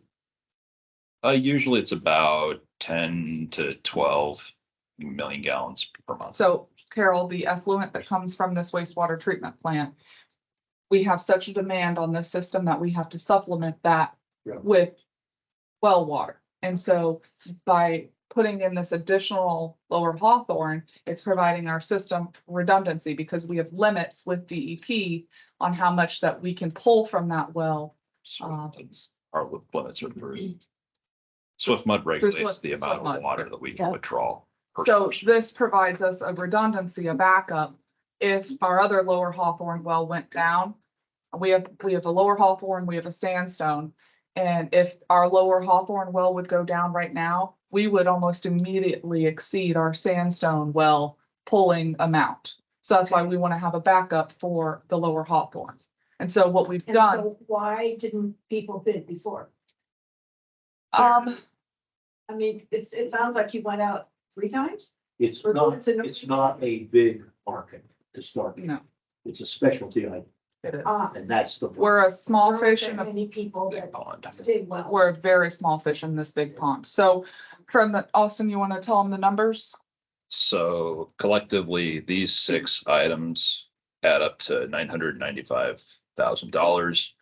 As a comparison, the last bid we got was 1.85 million, Say it again, 1.85 million. it's about half. Yeah. Yeah. By splitting this up and by, And we're splitting it to fencing, electrical, the well drilling itself. and Concrete. There was one other. Concrete. Concrete pipe. construction. Yeah, so four items The electric- individually resulted in a bid 50% of what we did before. Yes. And this, I have to give kudos to staff because they've been working diligently with these contractors on trying to get the numbers. Tetra Tech as well. They've reviewed all of these proposals. And we're confident that we can finally get this project off the ground. And SRF has been very accommodating. The conversation was actually quite easy once they saw that we had taken it out to bid 3 times prior and had no luck. I'd make the motion to proceed with the award of contract to these 4 bidders. Will you Six. approve? Or do you want to do them individually? C, G, E, F, G. CD. Do you want them individually or separately? Yes, please, because they are individual projects. So we'll do the first one. Yeah. Then I make the motion to award the contract to the base contract first in the amount of $879,250. Are we putting any contingency on that? There's contingency in everyone. There is a contingency already, Everyone. and that. We're doing one at a time, so we have a motion and second, all in favor? Aye. Just keep going on the list of it. You want to do it again? Keep going. The next, which is the next one? 11D. D. 11D. Bentley Electrical Electric. work. The Bentley Electric. I thought we just did 11B. No, D. C, we want to do D. 11D. Yeah. Okay, this is the motion to award contract for the electrical work to Bentley Electric. The motion is written up here if you guys. Oh.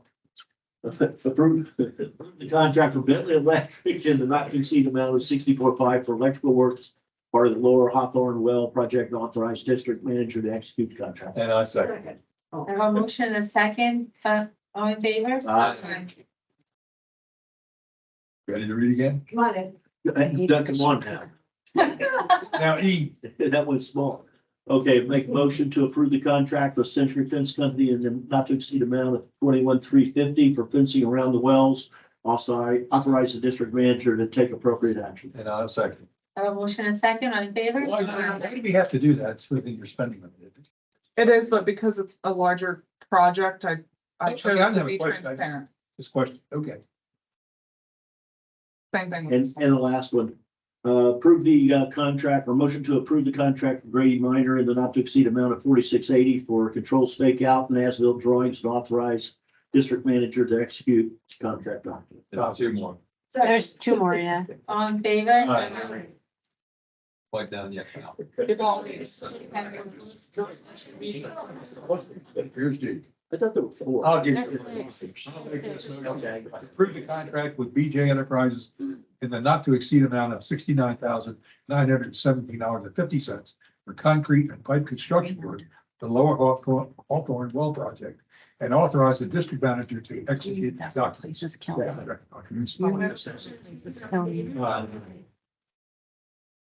Carol, why don't you just? Yes. I move to approve the purchase of the equipment in quote 231108-2 TE from Hydra Services, Inc. in the not to exceed amount of $11,428 and authorize the district manager to take appropriate action. I'll second. I have a motion and a second, all in favor? Aye. All right. Done with those. And incidentally, Carol, we have one Hawthorne well in Pelicans. That's the one next to the golf pump house. Oh, And we have two sandstones, but I'll have to show you We can round up. if you ever want to see it, because they're out of the. I change it most of the time. anyway. Sandstone That one. Just information. This is your idea. Right, I'm opposed. Yeah. Yes, go I ahead. can't take. so as, oh, I thought you meant like yes, you're good, okay, okay. So as we were reviewing and discussing and learning over the last year and a half with all of our subcommittees and advisory committee, one of the things that we quickly realized was, these volunteers, we really appreciate all of the effort that they put in, but some district business may have been lost over time because they were using personal email addresses. And so one of the operational recommendations we're suggesting is to give all of our advisory committee members and subcommittee members district email addresses. That way we have some control and tracking mechanism of district business, as long as they use it. And with people with turnover on committees, that way we aren't losing that historical stuff because everything will be backed up. So we'll have that as well. So this is an additional expense we did I not, did not budget the $7,000 this year for my But it- licensing. it would be charged appropriately per committee. So as you know, Pelican has PPAC and its 3 subcommittees. Of course, Pelican would be charged for those, and then the general fund would be charged for the crack, correct? Yeah, but I didn't budget that in anybody's budget. Yeah. So Well, since I love my district email, I will make a motion that we accept this. So you need a motion, do I have a second? Who's second? 17 player ball. Bob, sit down. Mine there, I'll guarantee it. Bob, your fingers are cramping. I didn't say I'd open it. I just said I got it. all right. And I remember this week. Last one is the Parks and Recs, the annual event. I didn't understand that, the Rex, that calendar there, and I. We were just trying to stump you, Ed. Okay, but you, So we It worked. you did it, that December 7th is today. Is there, Then is there, it's gonna present the calendar. Yeah, I'll I present. didn't understand that. I got lost. Is that for this year or is that? We'll turn next it- year? It's a tentative, so. Good afternoon, Daniel Potter, Public Works Director. I did this to basically put hash marks in the sand, right? To get us on the same page and formalize and codify it for our schedule for our Parks and Rec across the board.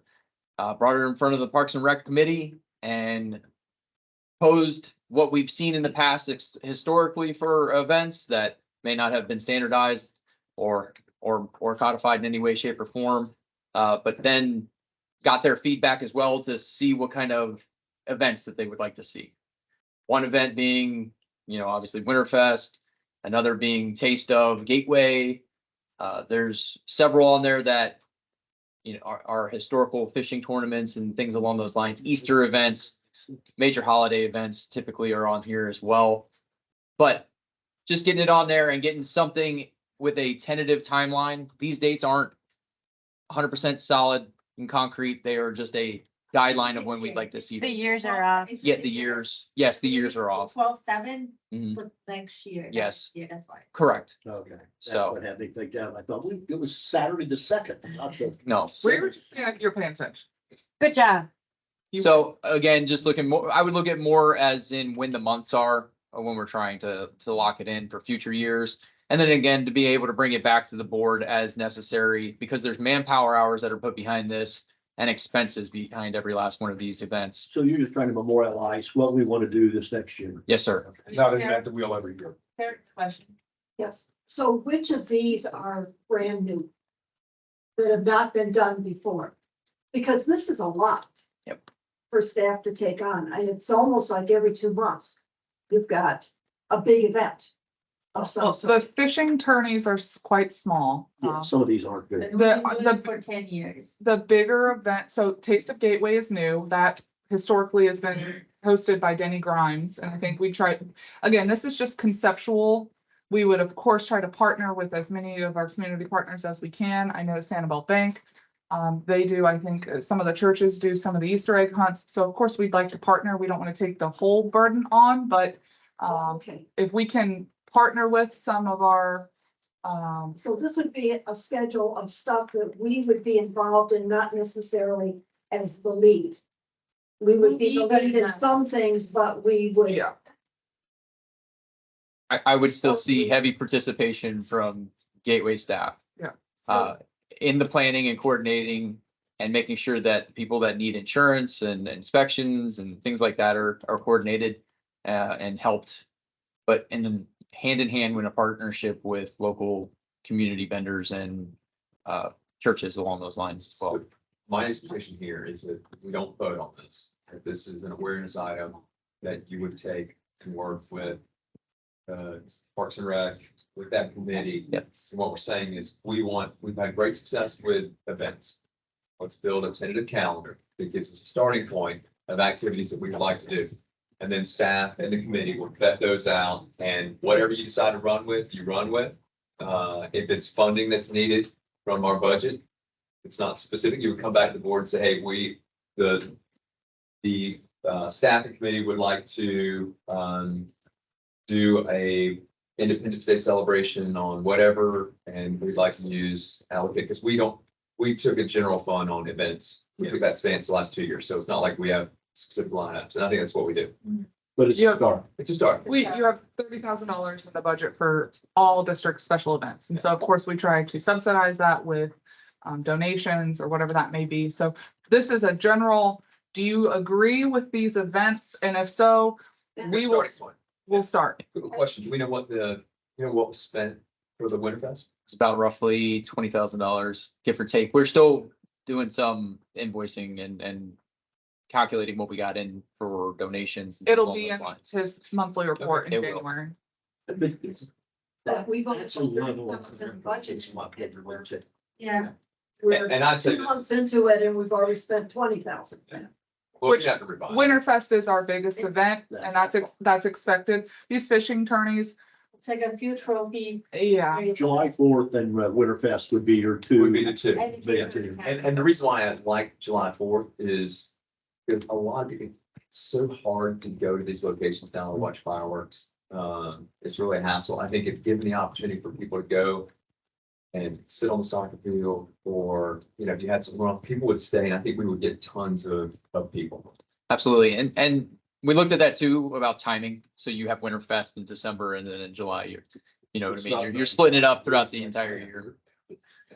And the only other thing I would think about is, I like the fishing stuff, whatever, but how do we start creating traffic in some areas like, I know some places do, like during the summer, they'll do a movie at the pool. So they'll bring in a big screen, kids can sit in a raft, all that kind of stuff. So what can we do to drive people to our amenities in order to get awareness? And like the Winterfest is a great example here. Hopefully in the future, we'll have a great location at Commons Park Right. for this, and it'll be geared up and we'll have places for all this. So, we need to also think about PR when we do these events. Like how do we communicate and socialize the things that we're doing as a community to make the community better? So this is also going hand in hand with a survey that we're trying to compile right now for Parks and Rec to get out to the community, to get feedback, to see what things are of interest to them.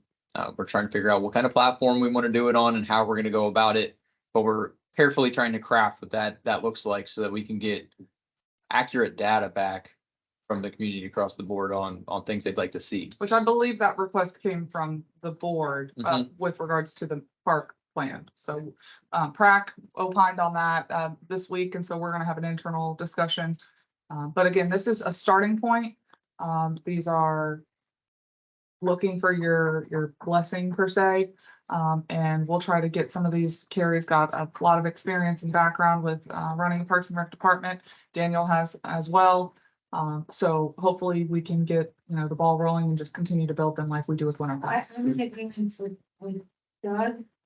This is a blessing. If we need to trim, I think 3 fishing tournaments, it's too much, but let the rest, if there's attendance and there's participation, then, because that's one of the areas that doesn't cost much. But it's a lot. And then, from this list, there's only 4 that will be brand new, which is the Egg Hunt, the Memorial Day, and the Labor Day and Taste of Gateway. Everything else, we already do. The Halloween with the pets, I think that was initiated by Dog Park members, but. Right? Okay, so we'll be doing all of it, just maybe not in the one that you have the fishing and then the other three. When we have the food trucks here, do we get something back from them? It's just No. pure 100% profit for them. Yep. So it's opportunity. Yeah, but if they make money, they'll be back next year. Exactly. Yeah. Well, And when it's all out, you're making money. And, I mean, like at your, Winterfest. I mean, if, I don't know how many trucks, but you said some of them they sold out. There were lines. Well, They'll be back. I mean, if they sold out, they'll be back. next year. Dogs were missed though. Nobody. as an example, so as an example, giving a food truck the opportunity to come to Winterfest and sell out, they may be more open to coming to one of our smaller events where they may not make as much money. And so we're really trying to build those relationships. We also Let's have competitive too. we have quite a few residents that own food trucks and Send them our way. Well, and to be frank, we saw a lot of appetite from vendors wanting to be here, and at some point, we drew a line in the sand of how many we wanted to bring this year. As the event continues to grow, we can continue to expand. There's plenty you of could room add, to we work could with. have added 3 or 4 food trucks. Yep. And still would have, we would have fine. So that's gonna be a part of our, like, our after action roll up of all things Winterfest. No, just looking at I think you, nodding of the heads. I think you hit the nail on the head of getting out and finding out what the residents think about this. But the two, the Winterfest and the July 4th were very successful. A lot of people. And I'll send you the contact name of the Pelican Fishing Club, Rick Hennessy, because I'm sure that they would come over and do it. Perfect. Those guys really like to do it. And it's a pretty big group. Good. Very active. Nice. Thank Be you. awesome. And I also wanted to comment, for the first time that I've ever seen it, there was a, banner, at the Oh, yeah. entrance into, Pelican Preserve. Yep. Talking about Winterfest. And I mean, I actually had people say, well, where is that? It's in the other game. Oh, It's back to. I don't know if anybody came or whatever, but at least it did. I mean, as you're pulling in, they at least caused them to Good job. recognize it. Good job. So. All right. Good stuff. thank you then. Thank you. Thank you. So do you want to continue the rest of the items? Kara, are you leaving? Yeah. Are you leaving? I just want to say welcome, because I don't know if we've. Come on up, come on. All right, we'll do it under district manager. Come on up. Carrie. Okay, Just introduce yourself and tell us a little bit about yourself. Carrie Runyon, Parks and Recreation. I have been in Parks and Recreation probably over 28 years. Before that, I taught school. So I'm very familiar with children, youth programs. I've been in cities, counties, from Broward County to Collier to Cape Coral.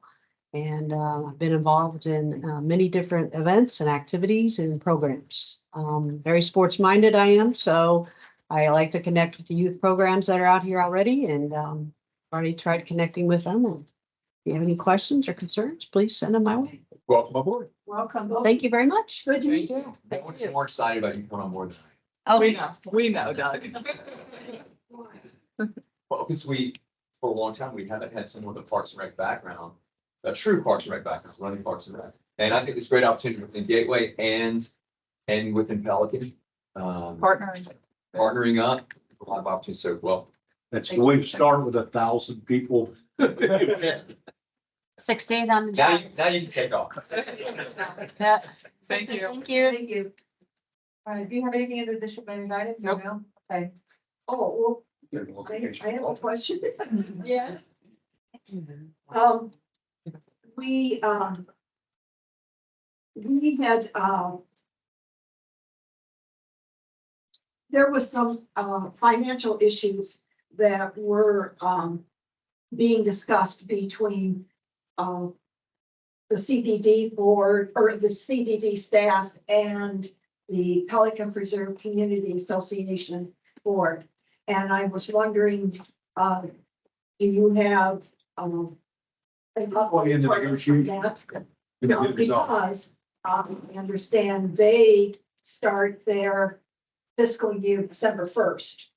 And I had gone to their last workshop committee meeting, and there was talk about closing accounts and things like that.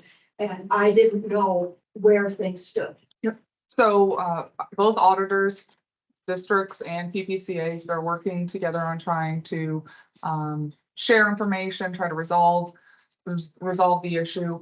I know just as yesterday, an email went out and I had reached out to the president of PPCA to try to see if she could help move this along.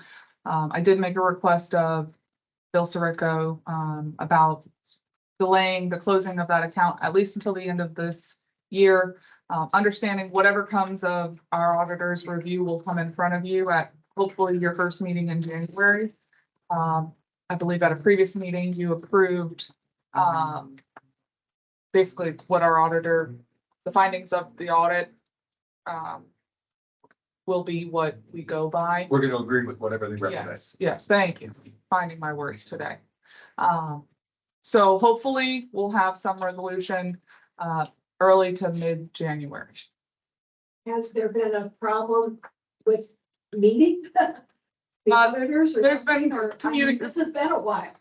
There's been some communication, sharing of information and documents and things like that.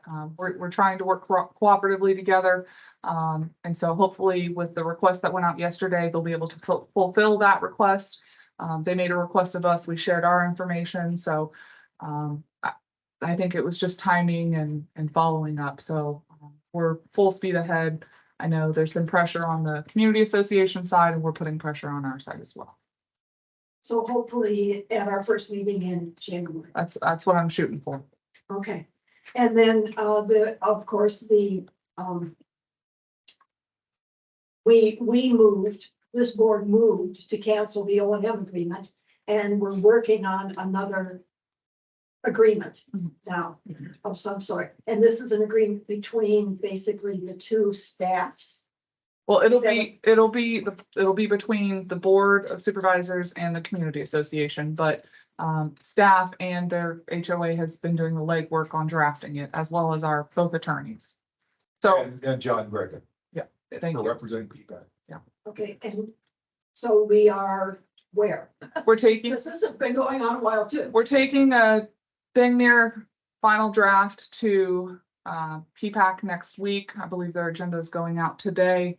And I know I sent Tony an email this morning to send the latest version back to their attorney with hopefully final approval, and we can get the ball rolling. Because they'll need to get it to their board and then we'll have to get it in front of you. But we wanted PPAC to be able to weigh in on it. You know, send it out to Steve and Dan tomorrow. Because Chelsea sent it this morning, today was a fun day with other activity. So is it just that you lawyers are talking about words, or is there an agreement, but we're just working on the words, or what? I think there might be one or two areas that need to be resolved ultimately, that particularly as we talked about before, is the paragraph law. And so we had conversation, emails going back and forth between Steve and myself, and then we had some staff. And that, the document will go out, we'll see what the reaction is, as Steve sends it on to his client. So I think we're down to the 99.6%. Yeah. Yeah. Like I said, We're joined. Very close. That's So one, two. are you gonna ask PPAC to approve it before the community association? I had to get out the agenda a week in advance, as you learned earlier with Sunshine Law. So what is going to be sent back to Steve is what was put on PPAC's agenda. Okay. Understanding that this will be the So if we want to second, know more, go to PPAC next week. Okay. well, understanding this will be the second time I believe a draft has gone on PPAC's agenda. Last time they did not weigh in on it. So hopefully they'll discuss it more in depth at next week's meeting. Yeah, and I guess Chelsea, for clarification, what I'm sending back to Mr. Damson to be the red line version, Yes, so he can see all the edits. Feedback will get the clean version, clean version, yes, because it will confuse them. yes. Yeah, it is clean. Thank you. If you But it won't be an up or down. It'll be a discussion at feedback, correct?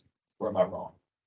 Ideally, it would be an up or down, or provide edits, comments, feedback, so that Right. way we can go back to this community association. Right. I'm not expecting it to hit us in January until feedback opines, whatever that opine generates, then it goes to the community center. It could be the second meeting in January if all the stars align. That's optimistic. This has been, I know, been a very slow slog.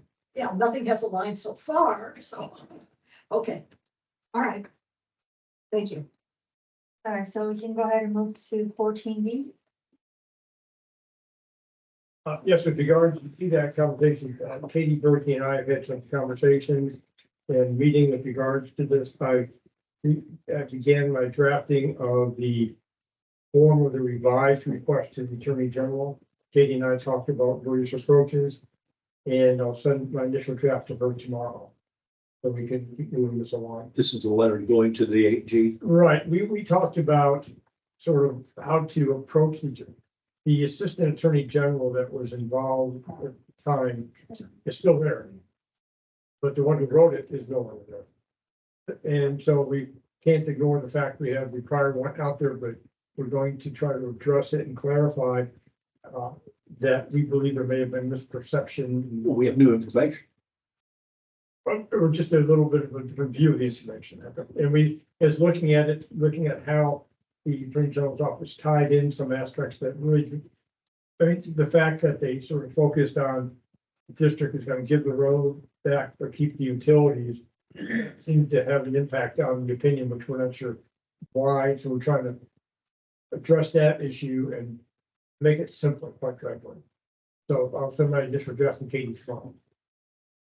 So are you trying to work towards a process that Stony Brook would have to follow to do this? No, No?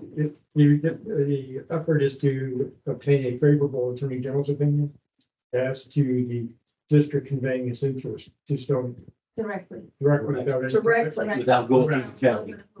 Correct. And one thing we're putting in there, Okay. we've had conversations with Charles Mann and Katie, I had some conversations, and I think Laura and Chelsea may have been a part of those too, where Charles circulated to other attorneys that he works with, Katie circulated, and this whole thing. What, the Attorney General's opinion. And so they're all sort of the mindset, this is not what we understood the law to be. So again, it's just going to approach it a little bit different. But the Report, Attorney General that originally opined is still there. no, the Assistant Attorney General that issued the opinion is not there, but the staff person that handled the process at that time is still there. So there was one Assistant Attorney General that reviewed it, gathered the information, another Assistant Attorney General actually issued the opinion. So we need to recognize that fact and try to say, we think you're wrong and you're wrong, and re-looking at this and reanalyzing, here's some other thoughts. And we're doing this as a joint presentation with Stony Brook. Yes, absolutely. So you and Katie are on one side and the Attorney General's office is on the other. So hopefully they'll be on our side. All of us are on the same side. Yes, that's right. Yes, okay. And it's a good working relationship. All It right, really is. thank you, Tony. Any other questions for Tony? No? Need a motion? No, Yeah. there's no more. Is that fine? All right. Future board business, agenda management? Yeah, I'd like to, looking ahead to 2024, we'll be here very soon. July 4th is on a Thursday. Are we going to have, it's the first Thursday of July. Are we going to cancel the July 4th meeting? Where's Daniel? Aren't you having your? Only if you're coming and volunteering at the July 4th event. What we can do is we can bring back an entire year-long calendar for you guys to review at the next meeting if you'd Yeah, like. could you, One of the things, I don't know, and could you put on there the budget dates? yes, ma'am. I thought we What we already do? approved. Wait. Yeah, they advertised for the year. I mean, You did, but we left July 4th kind of up in the air. One of the things I just wanted to make sure that we were clear, I know we've talked about canceling the second meeting in December, but I don't know that it's formally been done. So Oh, it was. my request is just, again? yes, please clarify, have it put in the record. yes. Okay, I move to cancel the second meeting in December 21st. Two on the third. the December 21st meeting, 2023. Second. We have a motion and second on favor. Aye. Thank you. Thank you. 21st. 21st. Anything else, any questions for Chelsea on the agenda? Anything to add? So if we could do a calendar, Meeting with budget dates. and since January 4th of 2024 is our next meeting, it's also the first meeting of the month. Will we be having a workshop? That's totally up to you. I don't have anything scheduled for that workshop right now. Well, I thought we didn't complete the goals. That's what I thought as well. I actually thought I it was thought gonna we be the started next, the on. next workshop. Oh, the strategic, okay, we can bring that back. Yep, Strategic planning, remember how there was, some stuff Yep. there and we had to adjust? we can have that. Good. Yep. And just for me, because I know that roundabout, on Gateway there, right by your offices and whatever, has, is that getting done? Getting close. Cause I've been avoiding it. Like a plague. They're ahead of schedule. They're getting close on wrapping up the road work. The fountain's gonna take a little bit. I know that there's already been talks of when they're planning on doing a ribbon cutting ceremony, which as soon as I get that date, I'll let you all know. And What are you hearing? Because I'd heard April. maybe sooner. April, depending on how quick they come along with the fountain, but the road work is gonna be, Open now? no.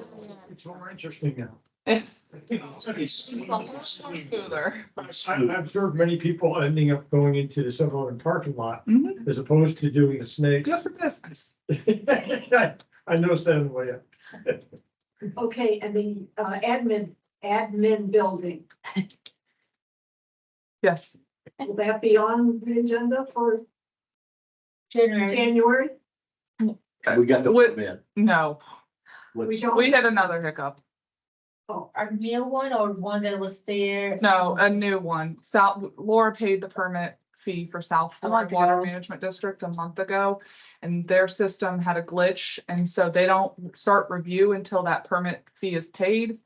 And I got charged. It showed up on my credit card. For some reason, it didn't show up in their system that it was actually paid. so- And I had to produce the receipt to prove that I had paid it. So, And so they haven't started yet. correct, Their 30-day clock started yesterday. so, for their review. And I had paid it like about a month before But that. we have resubmitted to the county. They're on normally about 45 days, probably with the holidays, it'll be It's after. around the same time. Yeah. Yeah. So we're gonna be in February before we can put even advertisement for bid out. I'm thinking so. Well, put it out for 30. I'd like to put it out for more than 30 days, but yes. We're delayed at this point. So I nothing think else? there's this one, we talked about it before, utilities workshop, utility rules change workshop, we'll do that in February maybe. Probably Leslie's been plugging along at it, so we'll shoot that for the February Because workshop, that ties into some of the other. the fees and fees and FTEs. change our charges and everything. Facilities rules. And then also, your next President's Council meeting you see on here, we've got January 10th, we've got some tentative concepts, ideas on here. Is there anything else that you'd like to see specifically, other than those 4 topics? Oh, we like I'm sorry. at the agenda. For the parks. It's here. I mean, review it at that meeting. It's on there. Okay. Yeah, Oh, there, okay. it's right here.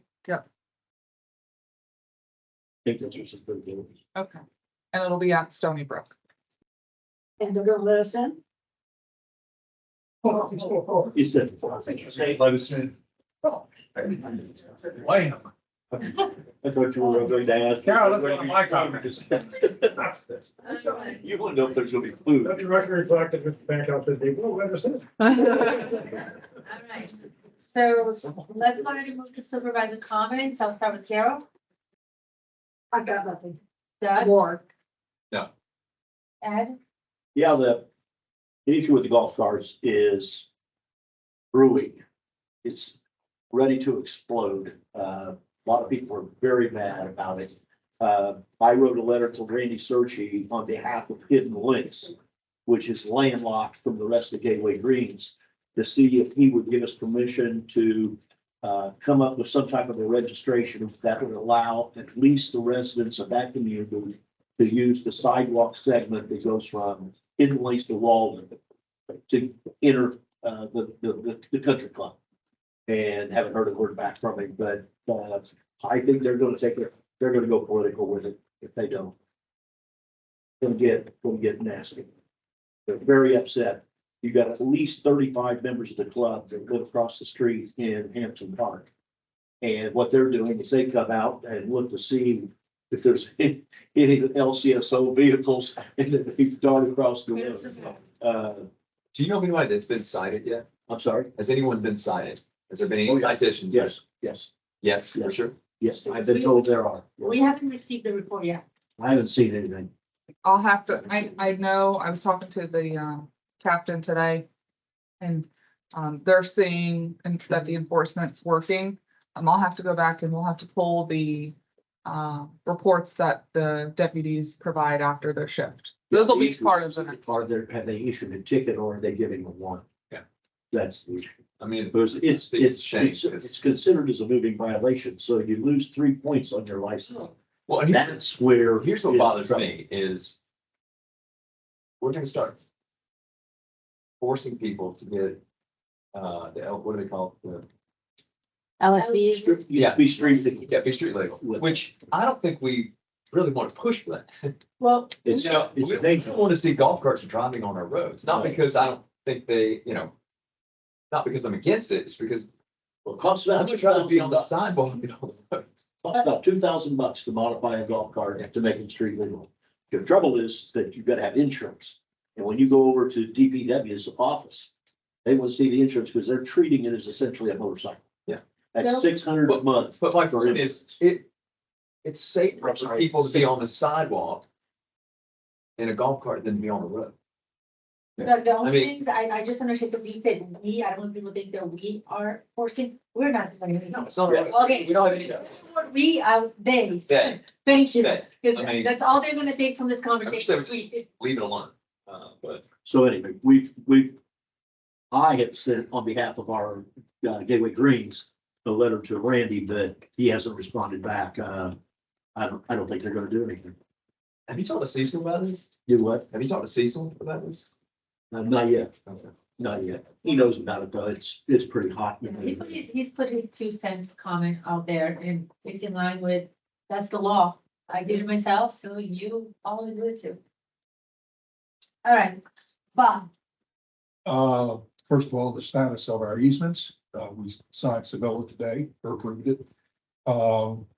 We have also received a signed document from Gary Golf, which will be on our next agenda, I assume. Yes.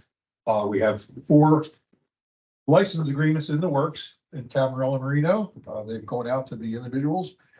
They're mulling it over and I expect to get those 4 back for January also. I did get one back, an email while we were in here. He's gonna sign and send it back, so. Okay. There's still calling. Contact you, whether you could fax it, scan it. I whatever. did, I included that in the emails, yeah. And the only 2 that remain that I know of are Tiberio and Valentina, and then, of course, we have the Community Association.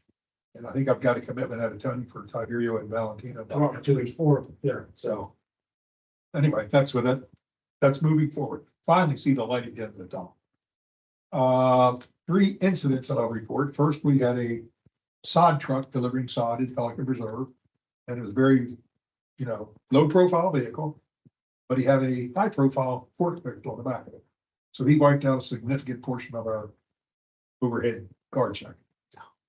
And he took that 4x4 beam that the high-low works on, and he bent that sucker almost 45 degrees. I don't know how fast he'd gone when he hit it, but he hit it. Secondly, we had a golf cart fire in Pelican, I mentioned the Carol earlier, and it was not lithium, and it burned to the ground. I mean, you had no idea that was a golf cart when it was done burning. Unbelievable. Never heard of that before. Bob, can I just touch Sure. on both? So, staff, Public Works is working on getting pricing. We already had structural engineer inspect the guardhouse. And he's gonna be providing a report hopefully this week, if not next. So we're working on soliciting quotes for the repairs, and we will be pursuing the vendor who hit it through insurance. The golf cart, we're reviewing the area around. It looks like mainly sod damage. I don't know that the I road don't is. know what the concrete, but Was it outside? Yeah, yeah. And so we're reviewing that and seeing again what damage was caused by that, pursuing that through insurance. But it's a private golf cart, not a golf Correct. course. Correct. Well, you're not near the golf course there, so it'd have to be private. And then the last is, and I just found this out tonight, but our back gate's been damaged Yes. and apparently by Ameriscape. Yes. Yes. So you're aware of all that. Oh, yeah. But, They're paying for the They're repair. paying for everything. Okay. Yeah. That's all I got. Nothing else? So we will adjourn, we will go. Continue the item 13A, 14A, The 15th At 1. at 1. September 15th at 1 p.m. All right. In favor? Aye. Thanks. There's more conditions. Thanks.